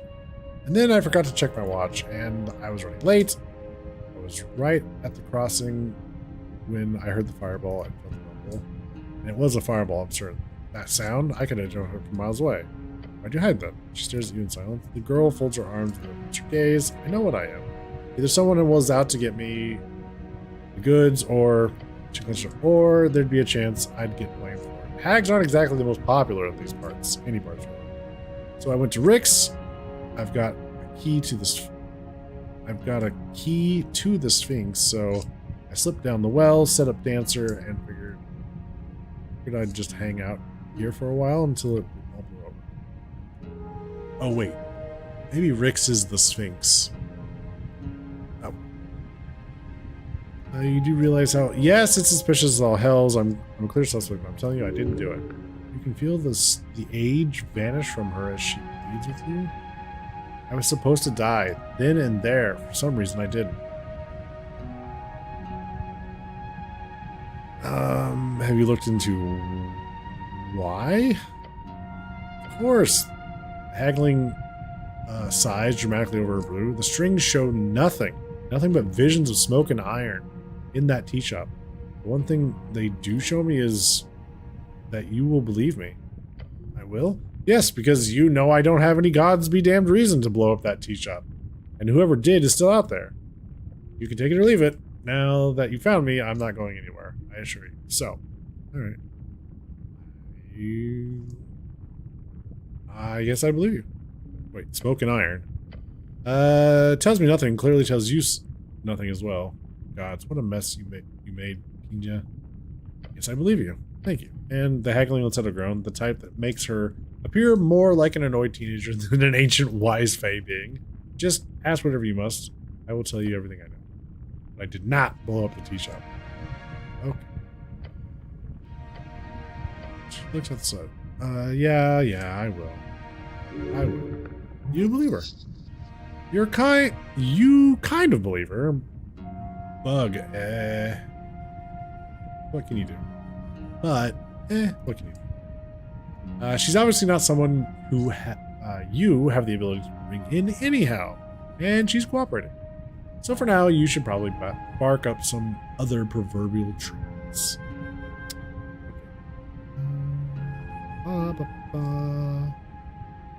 Alright, that's all for now. Well, we got augury. Whatever that's worth. Counts as arcane. Receive an omen. Weal or woe. Okay. Great. Ow. So we found her. Okay. Does that clear up anything in our journal? In our inventory? Just, let's see. Found the other rat, so there's that. And we got a wand. +3 charisma. Wand of empathy. Wow. Big charisma.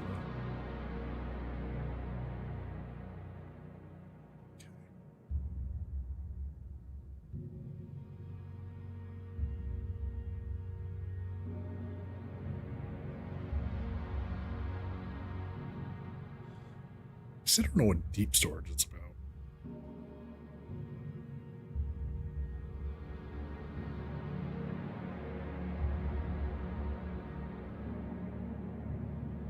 Oh, wait. Isn't there something in the bag that I hadn't got yet? Ah, yeah. Make another attempt on that. Hey, we got it. Feel something hard, you grab it and pull it. Your arm escapes the void of the bag. You see a shards of joy. Several, in fact. Lovely. Nice find.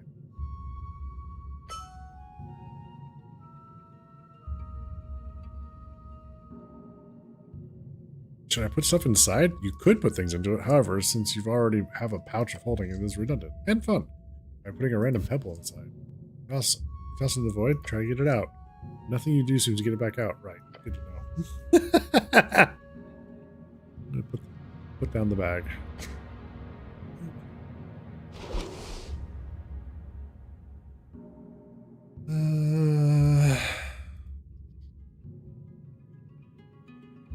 Well, we got all the rats. I guess we could go turn that in. Oh, I'm not sure who we turn that into.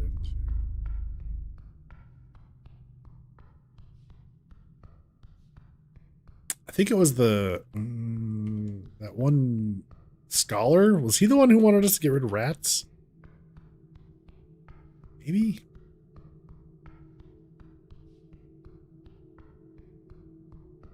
Is that it?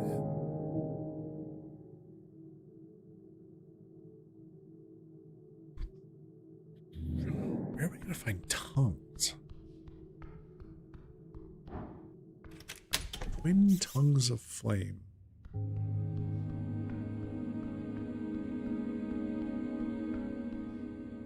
Wait.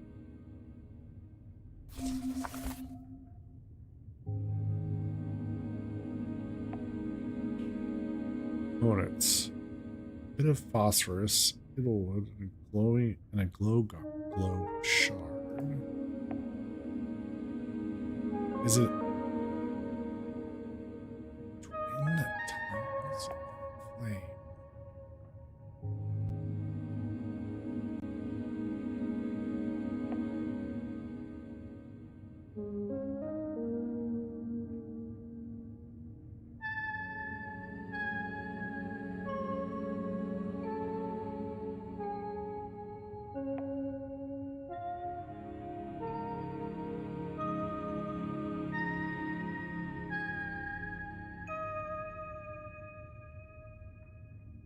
gonna bug me.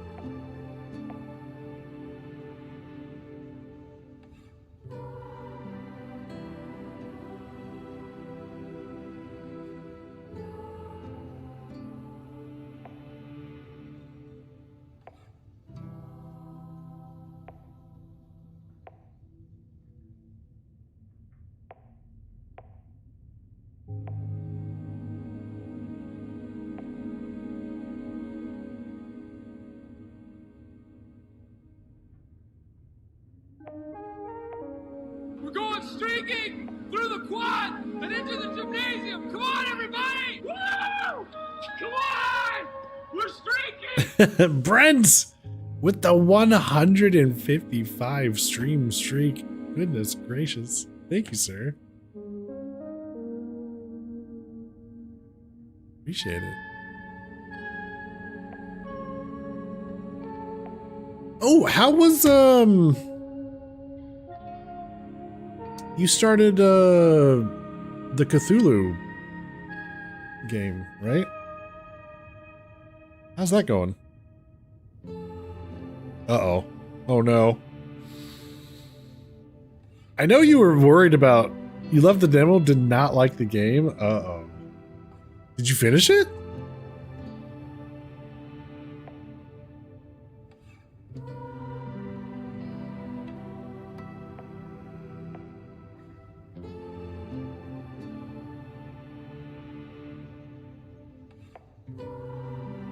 You quit 4 hours in. Oh, okay.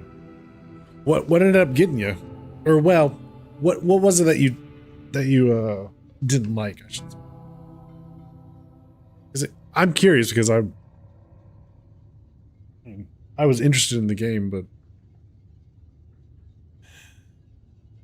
it's another Crimson Desert fiasco. I'll pass.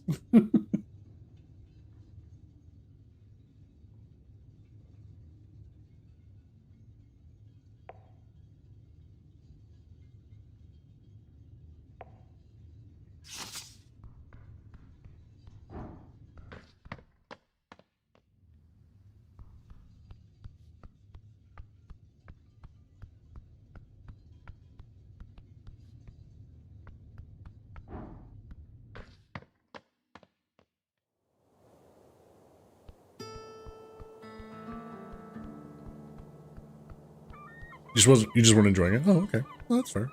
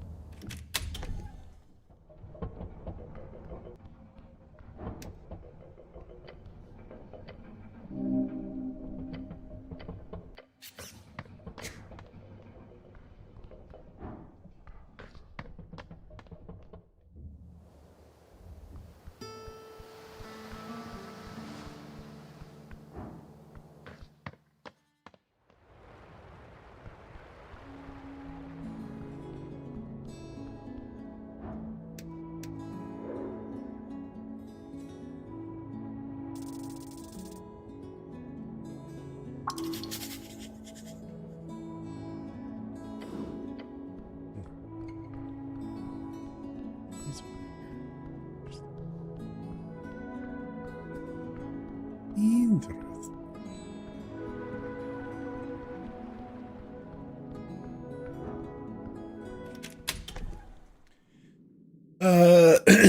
Did that deductive board thing where there's 50 items and you have to connect things in the single way the game demands when you know the answer. Oh. Okay. Yeah. You had the same issue with Sherlock Holmes games? Gotcha. Okay.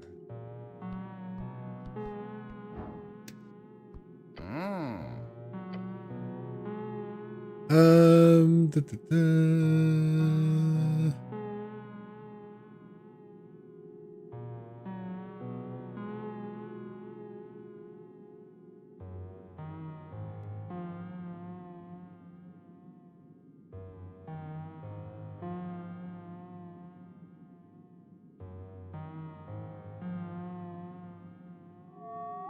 Wait, what was the point of getting all the rats? I thought he wanted to...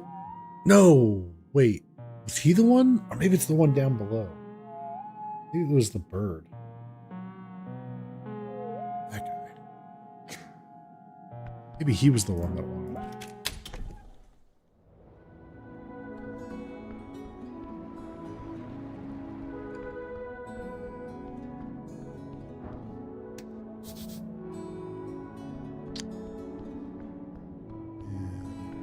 Shoot. Okay.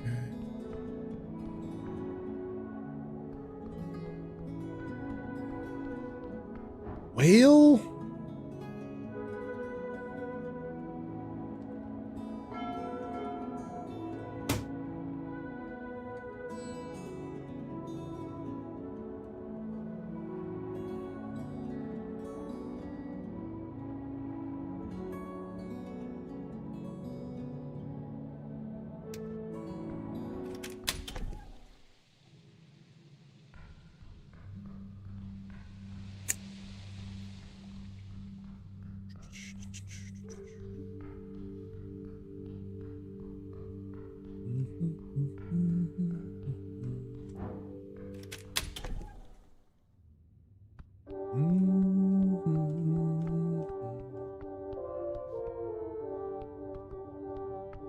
Well, let's see.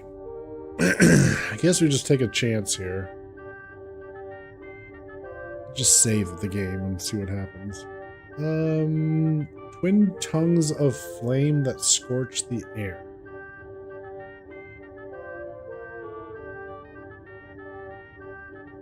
Oh, these are active spells that we have to actually be able to cast. Oh, yeah.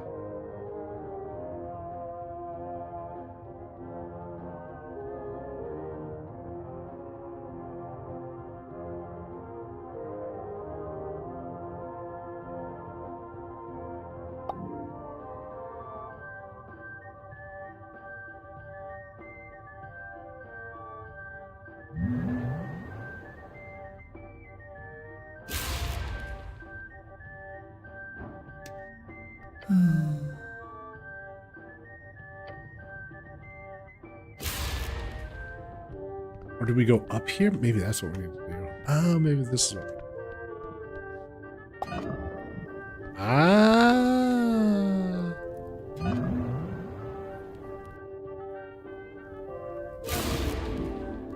Ah, that was right.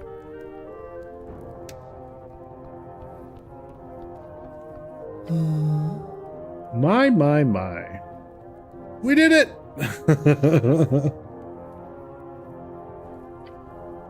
Do go on in then, if you dare. Let's see that one more time.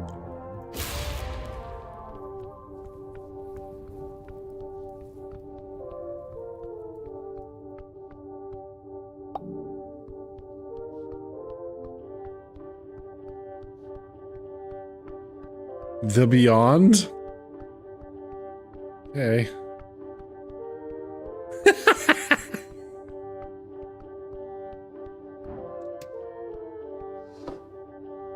Deck of many things? Oh my god. You're holding a deck of cards. Yes. A deck of cards. It's heavy in your hands. There's death in this deck. You sense an overwhelming power looking at you. A voice in the beyond telling you, commanding you to close your eyes. Why should I close your eyes? Darkness wins. You do as it asks. Or perhaps the darkness simply accepted you as its own, as it envelops the rest of you. The deck of cards is still with you. Should I draw from it? You could do that, but it is not. But it is wise to not. Am I dead? No. Not this time. But you have been moved.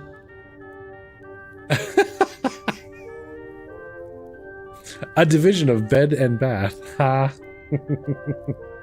Open your eyes. As you do, you find yourself on the floor of the tavern. The Guided Sphinx sips on her wine barrel and laughs at you. You found it then, how interesting. In front of you on the ground, you see the fancy zinc container. The deck of many things is yours to do with it as you please. Pick it up. Oh? To do with as I please? You don't think they actually encoded 52 or however many options there are, right? Let's find out what happens. What could go wrong? You take out the deck of many things.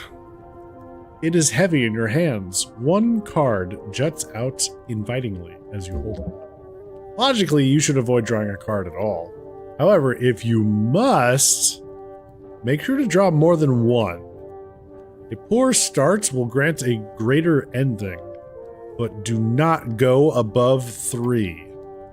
The rule of threes forbid it. Oh, fuck it. Let's do it. Are you certain? Statistically, according to the legends, it should be an incredibly stupid idea to do so. Yeah, I'm sure it will be. This is why I saved the game.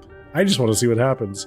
However, if you must, then to reiterate, if your first card is a negative, draw one more, then stop. That should maximize your chances of getting something decent. Okay. The vellum material of the card feels light as you grab it. You hear a whisper. A groan. A deep, unnerving part of you is screaming to throw everything away through miraculous fate. Flip it over. It says skull. Instant death. Incredible. Deep, unending dread. What is this horrible? Then the mimic is no more. In the darkness, you see a figure, a silhouette. Hello. No. It is the darkness. Eh? Been a while. You feel at home hearing its voice. Doden? Ah, fuck. This is it. This is it. You're fucking done. What? Never mind.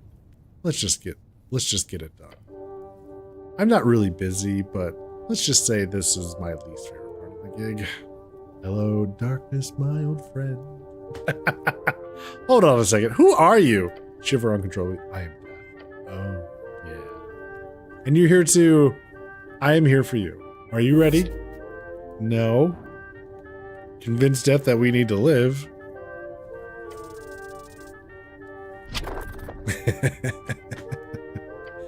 You open. No, we don't have time for that.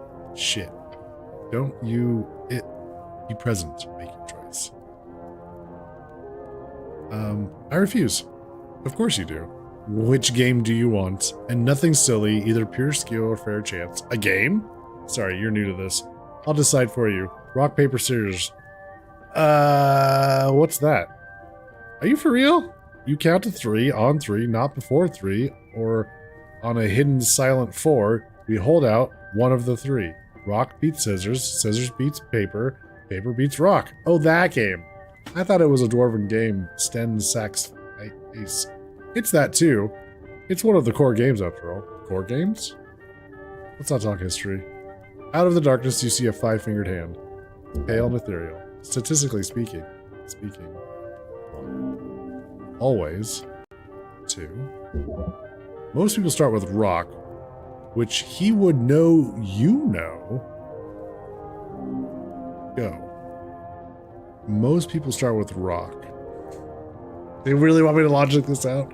So if most people know with rock, which he knows that I know, so then that means if most people start with rock, you would want to go with paper. But however, he knows that, thinking that I know I'm going to go with paper, so then he would go with scissors, which means I should go with rock. There it is. Rock. You hold out your hand, and Death throws out his bony hand exactly and simultaneously, as if a shadow emerged before you. Death's hands held out into sprouts. Well, you got me. Suddenly, the darkness disappears, and you find yourself standing in reality once more. Damn sneaky Sicilian. Wait, was it no, it wasn't Sicilian. Was it? Are you talking about Princess Bride? No, was it Sicilian? Was he Sicilian? Maybe he was. For some reason I thought it was something else.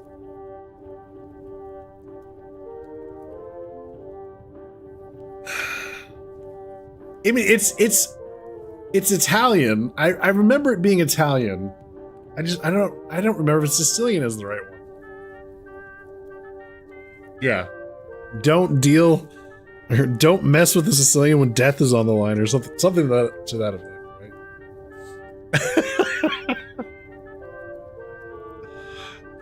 That whole scene was fantastic. Suddenly the darkness disappears and you find yourself standing in reality once more. Holy hells. Nice guy. That is more or less what you expected. Draw another card.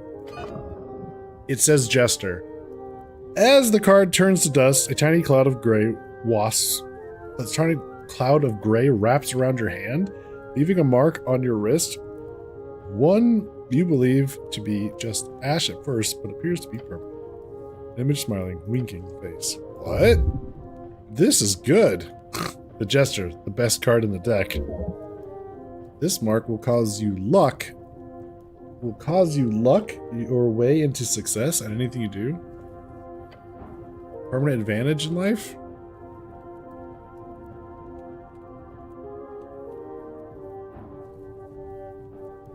No, really?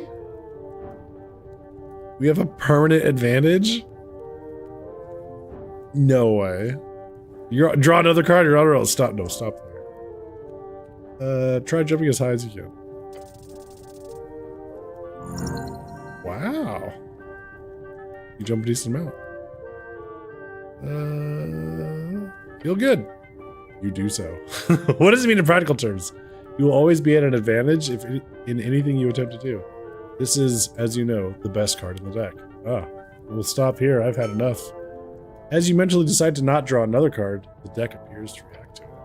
The card jutting out retracts in an instant. Then the zinc begins to glow, faintly blue. Then, with a quick pop, the deck and all the remaining cards suddenly disappear from your grip. No fanfare, no esoteric particles. Just went out of existence. That's that. Forget about this weird experience. Yeah, just forget that you died. It's fine.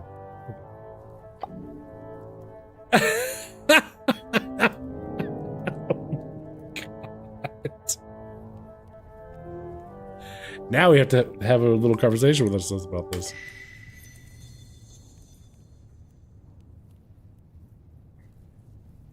Great esoteric mystery, a conundrum. The Millennium Vault, guarded by a really riddle-crazed Sphinx. There is no other type of Sphinx, if you count the good ones. The secrets within were hidden in the darkness, but you saw the light ahead. That was a pillar. Of Jor? Think about the big light you saw in the darkness of the vault. Yes. What other pillars are there? I'm sure there's many, but it was a pillar, one of the four, reaching through the earth, through the coast.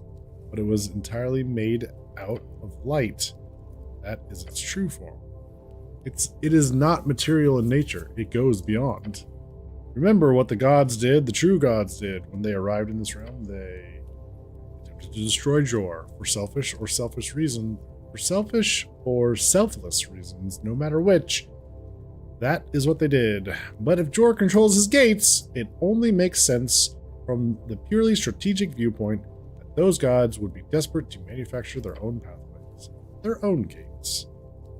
The vault is a gate to the beyond. Exactly.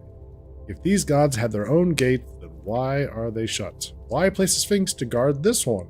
Why place a relatively speaking simple magic item inside as some type of reward? It does not appear reasonable.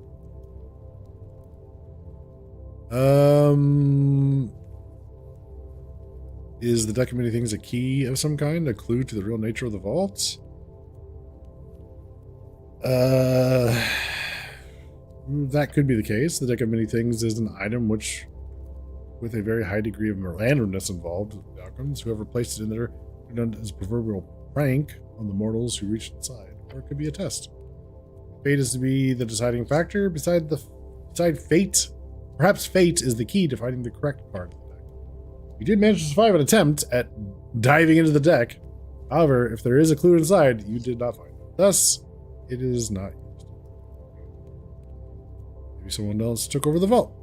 If that's the case, if this gate is used as some type of storage facility, that would be rather silly. Then again, it is currently used as a permanent storage facility for that deck of things, which is rather silly.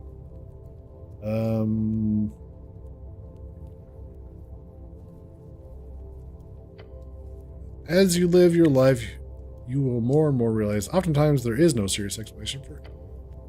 Every piece of the world is put together by clowns and jesters. You are the only serious person that exists. I'm not very serious, am I? Exactly. But what if Olz is just fucking around? She could have been abandoned by the gods, left alone in a world without purpose. She could have gone insane, coping via riddles. While helming this role as guardian of the vault without a master. However, this appears unlikely. Her role may very well be self-appointed, but you have collected no evidence of her irrationality. Okay. Could we have gone deeper? No. The boundaries of that place were tightly knit. Alright. I won't get any real answers, will I? You will not. However, if you keep thinking about it, you will eventually come to a conclusion. You're a genius after all. Simply keep scribbling in the margins, keep working on your esoteric knowledge, and truth will be revealed. Hear that, chat? We're a fucking genius. Look at us. Honestly, this whole thing just makes it obvious. This is all about magic items. The deck of many things, sure, but also all the other shit you collect. You've got one hell of a connection with strings, right? Well, maybe that visit to the vault gave you exactly what you needed to connect even more. Like a ley line hook. Millennia, Guardian, Sphinx holding the beyond. Your body is deeply entwined, pierced, coupled. Enhance your body further. Drink more potions. You could also follow the tingle, the positive tingle. As your body collapses, your breath is lost, your feet fall into the earth, your healing will always be there to bring you back. Magic hands, your empathetic. Your empathetic magical hands. Creepy. Idiotic. Focus on research. Power through knowledge. Not by filling yourself with hag liquids or giving your soul to only positive forces. Understand it. Wield it. Master it. This is the path to learning the truth. Hey, Quack. Tell me more about Leyline Hook. Wear more magical shit. Okay, Leyline Hook. Alters the ability score modifiers on trinkets. Positive modifiers get a +1, and negative modifiers get a -1. Oh, wow. Increase the ability modifier. Basically, make the ability modifiers. Okay. Interesting. Millennia Guardian. Your body is a temple. Fill it with esoteric flow. Okay. The effects from potions are doubled. For ability score increases, this only affects the first potion of the kind. Too late for that. Positive tingle? Well, heal everyone. Let that become your master. Healing spells are rolled with twice the normal amount of dice. Oh, shit. Or scribble the margins. Never stop working. Always focus on learning more. Your cleric level is doubled when calculating the amount of spells you can prepare. More spells? Oh my god. I mean... Ooh, boy. Prepare more spells. And we've got more spell slots. I mean, this feels like a good thing to do. Spells are pretty handy. All the spells have turned out to be pretty handy. So we double how many spell slots? Wait a minute. Hang on. Your cleric level is doubled. Oh, okay. So that would give us like...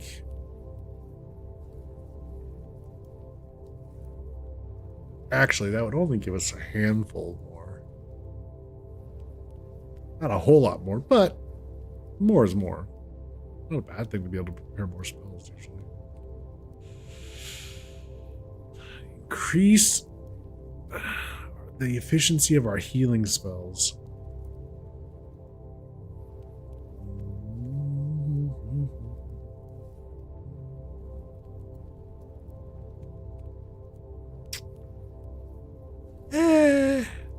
We don't really have that many hit points to begin with.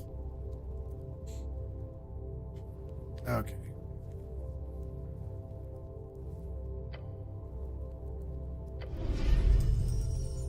With this, you shall be unstoppable. Soon your esoteric dominion will begin. Soon it will begin. That does mean we have to set one aside. One of our feats aside. Whenever you roll a 10 or below, add an extra proficiency. Advantage on behold checks.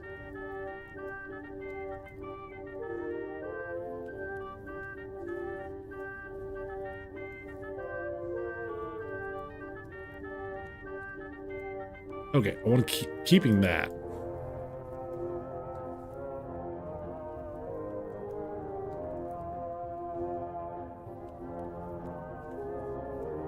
During short rests, always roll a hit die with advantage. Snell also gains an extra proficiency in his initiative rolls.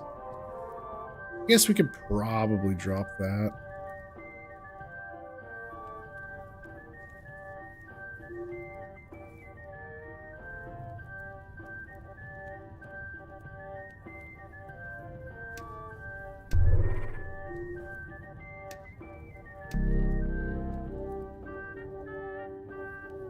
Okay. All right. Well, we did the thing.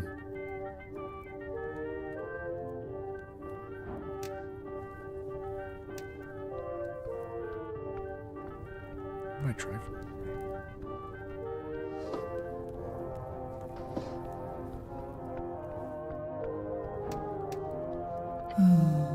Okay. Seek takes the barrel. Okay.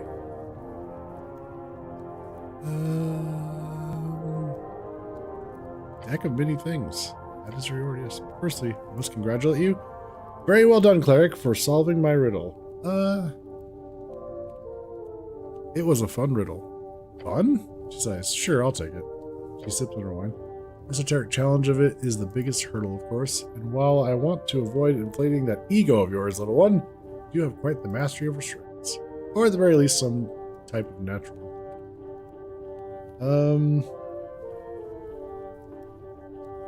You're not the first to say that, nor will I be the last. She purrs out her next sentence as she leads her.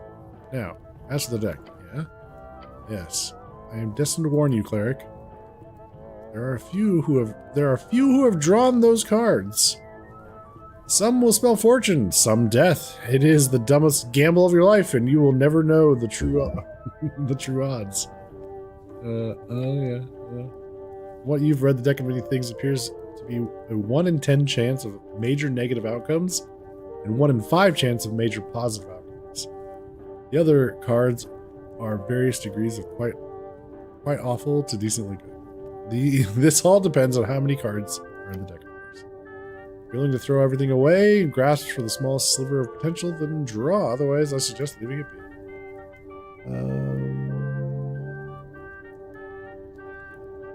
I've already drawn from it. Excuse me? I drew from the deck. And you're still alive? Impressive. Her eyes glow for a moment as she looks upwards to the ceiling. Ah, yes, I see it. You received quite the fascinating fate. I did, didn't I? She smiles. I'm mostly just impressed you handled the skull so well. You should be commended. The Sphinx shows you a row of sharp teeth. You've made this You've made this heartbeat of a moment a bit more interesting for me. Thank you for that, little one. You've entertained this ancient being. Making friends with Anticipalians is obviously your specialty at this point.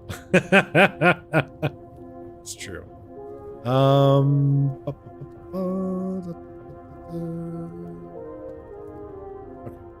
I need help with the pillow drawer. Now, that was requested and expected. Right.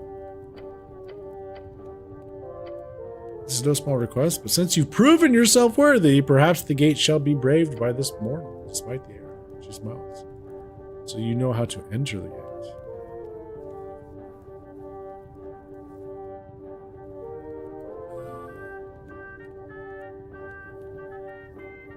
Thank you. It is appreciated. Don't get ahead of yourself. She puts down her wine barrel. Each gate has an attunement, a fine attunement, a very specific series of strings. One way to sneak in through the cracks is to carry a key, one attuned to those strings. Bring me a gemstone, cleric, an emerald to be precise. I shall attune it to the pillar's gate, allowing you to pass through. And you'll turn it into a key?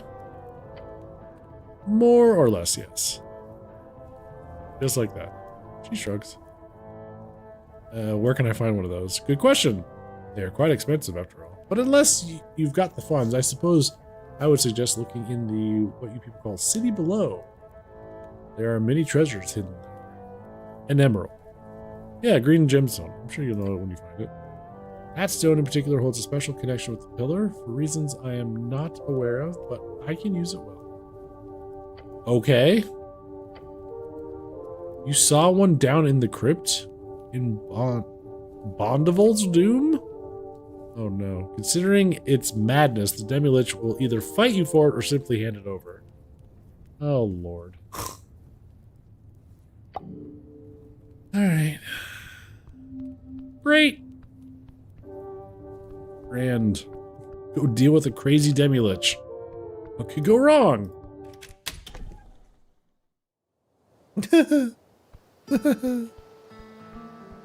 Oh boy.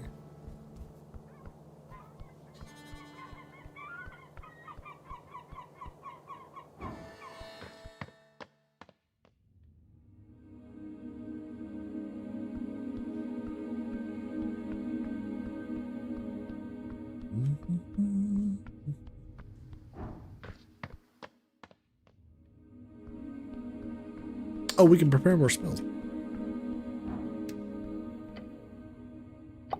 Prepare spells.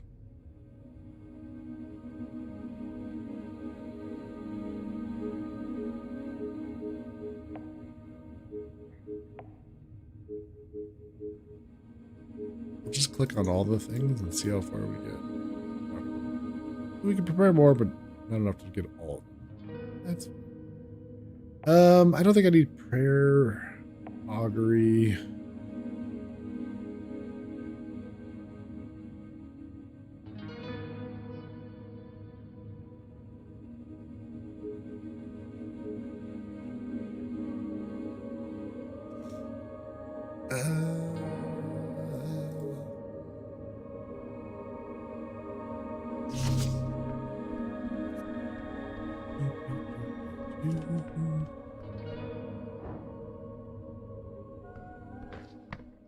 Oh, Mr. Demi-Lich.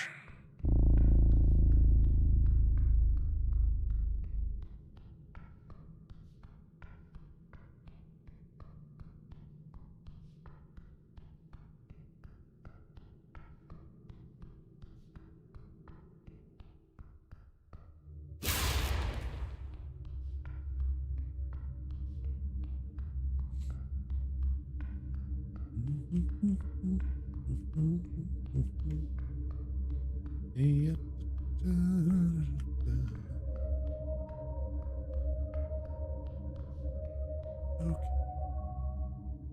Let's see how well this goes.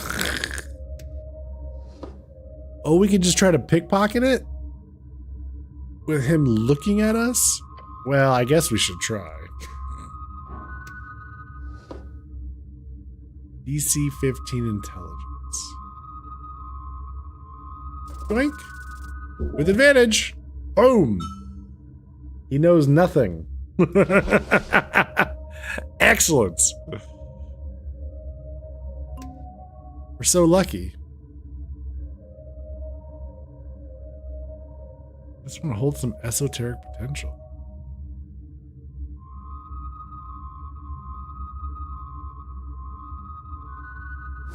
All right. Run away! I don't really feel like messing with the Damien Lich more than I need to. Let's get the fuck out of there. All of a sudden you burst into green flame. Yeah, right? Ah!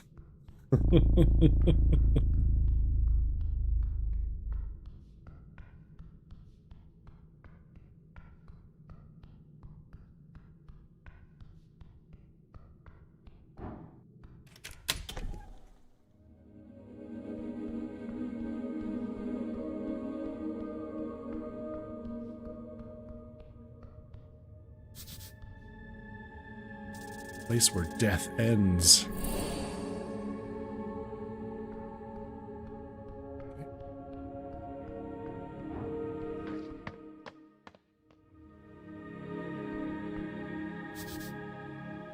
The river calls to you.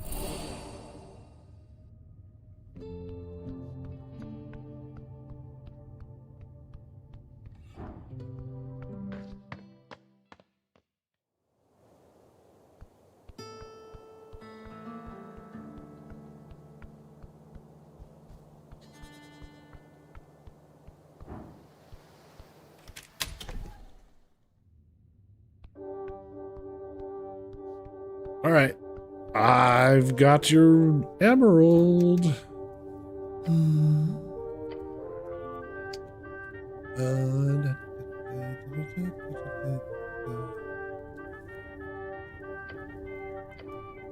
May I? Sure, hand over the emerald. Yes, there it is. She grips it between her two claws, holding it up with her large cat-like eyes. Do you use some esoteric power to attune it?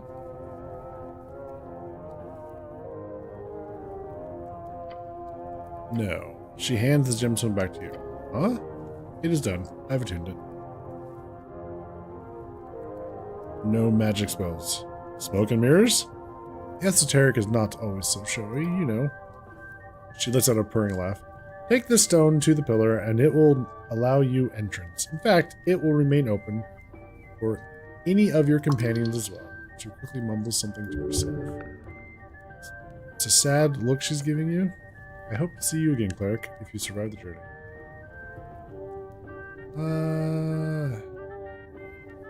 Thank you. How's your head? Sphinx is worried for your health. And your soul. Oh god. Okay. We should use the sending to get our friends here.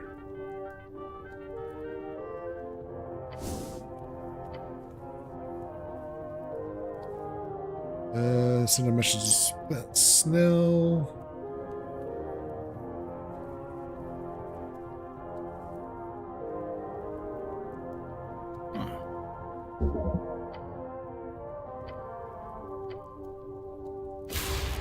Hey, I don't know if I can do that more than once.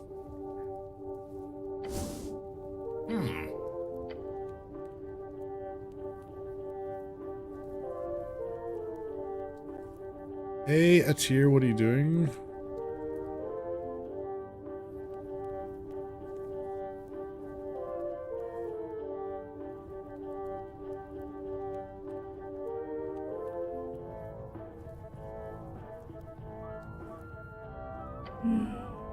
Please do not use that pebble to contact me at your leisure. I'm attempting to work here. If you require assistance on your delve, please meet me.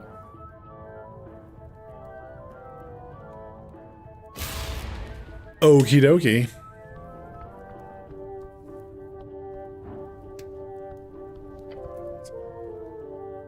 Huh?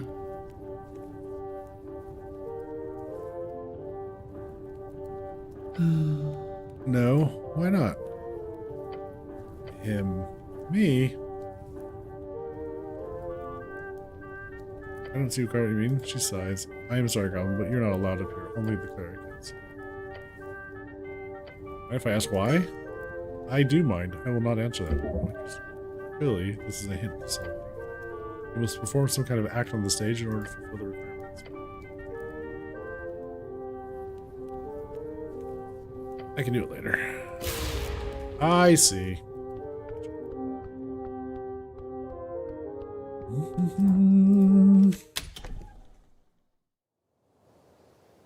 Okay, well now we have everything we need to get in to the pillar, which I think we will do next time. This is a great place to stop.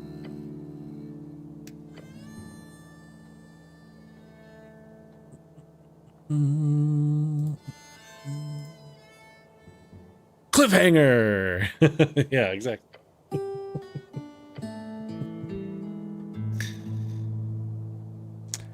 Yeah, tomorrow. Sharp is out tomorrow, and I will not be streaming on Sunday, so I will play this tomorrow night, Saturday night.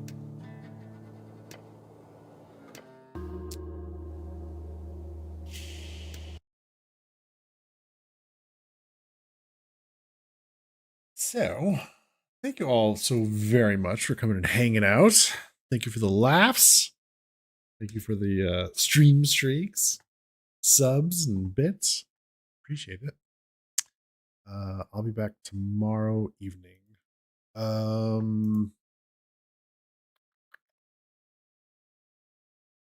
might start earlier than 10. Maybe like more like 9. I'm not 100% sure. That's why I have a Discord for Go Live notifications. I have a Discord server. I sure do. Perhaps you would like to join the said Discord server. Well, there you go. There's a link. There's also a link to my YouTube channel, which I currently also streaming on simultaneously. And Twitch, if in case you're over on the YouTube side, you can also follow on Twitch if you wanted. All right, shameless plug, done.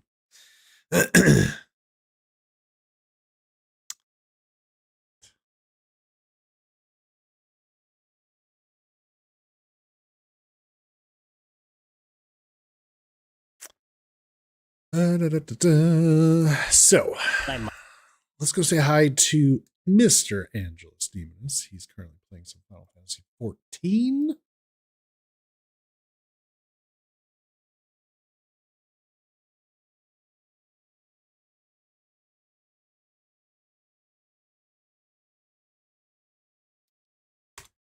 And I will see you fine folks tomorrow evening. Or tomorrow night. Take care, everyone.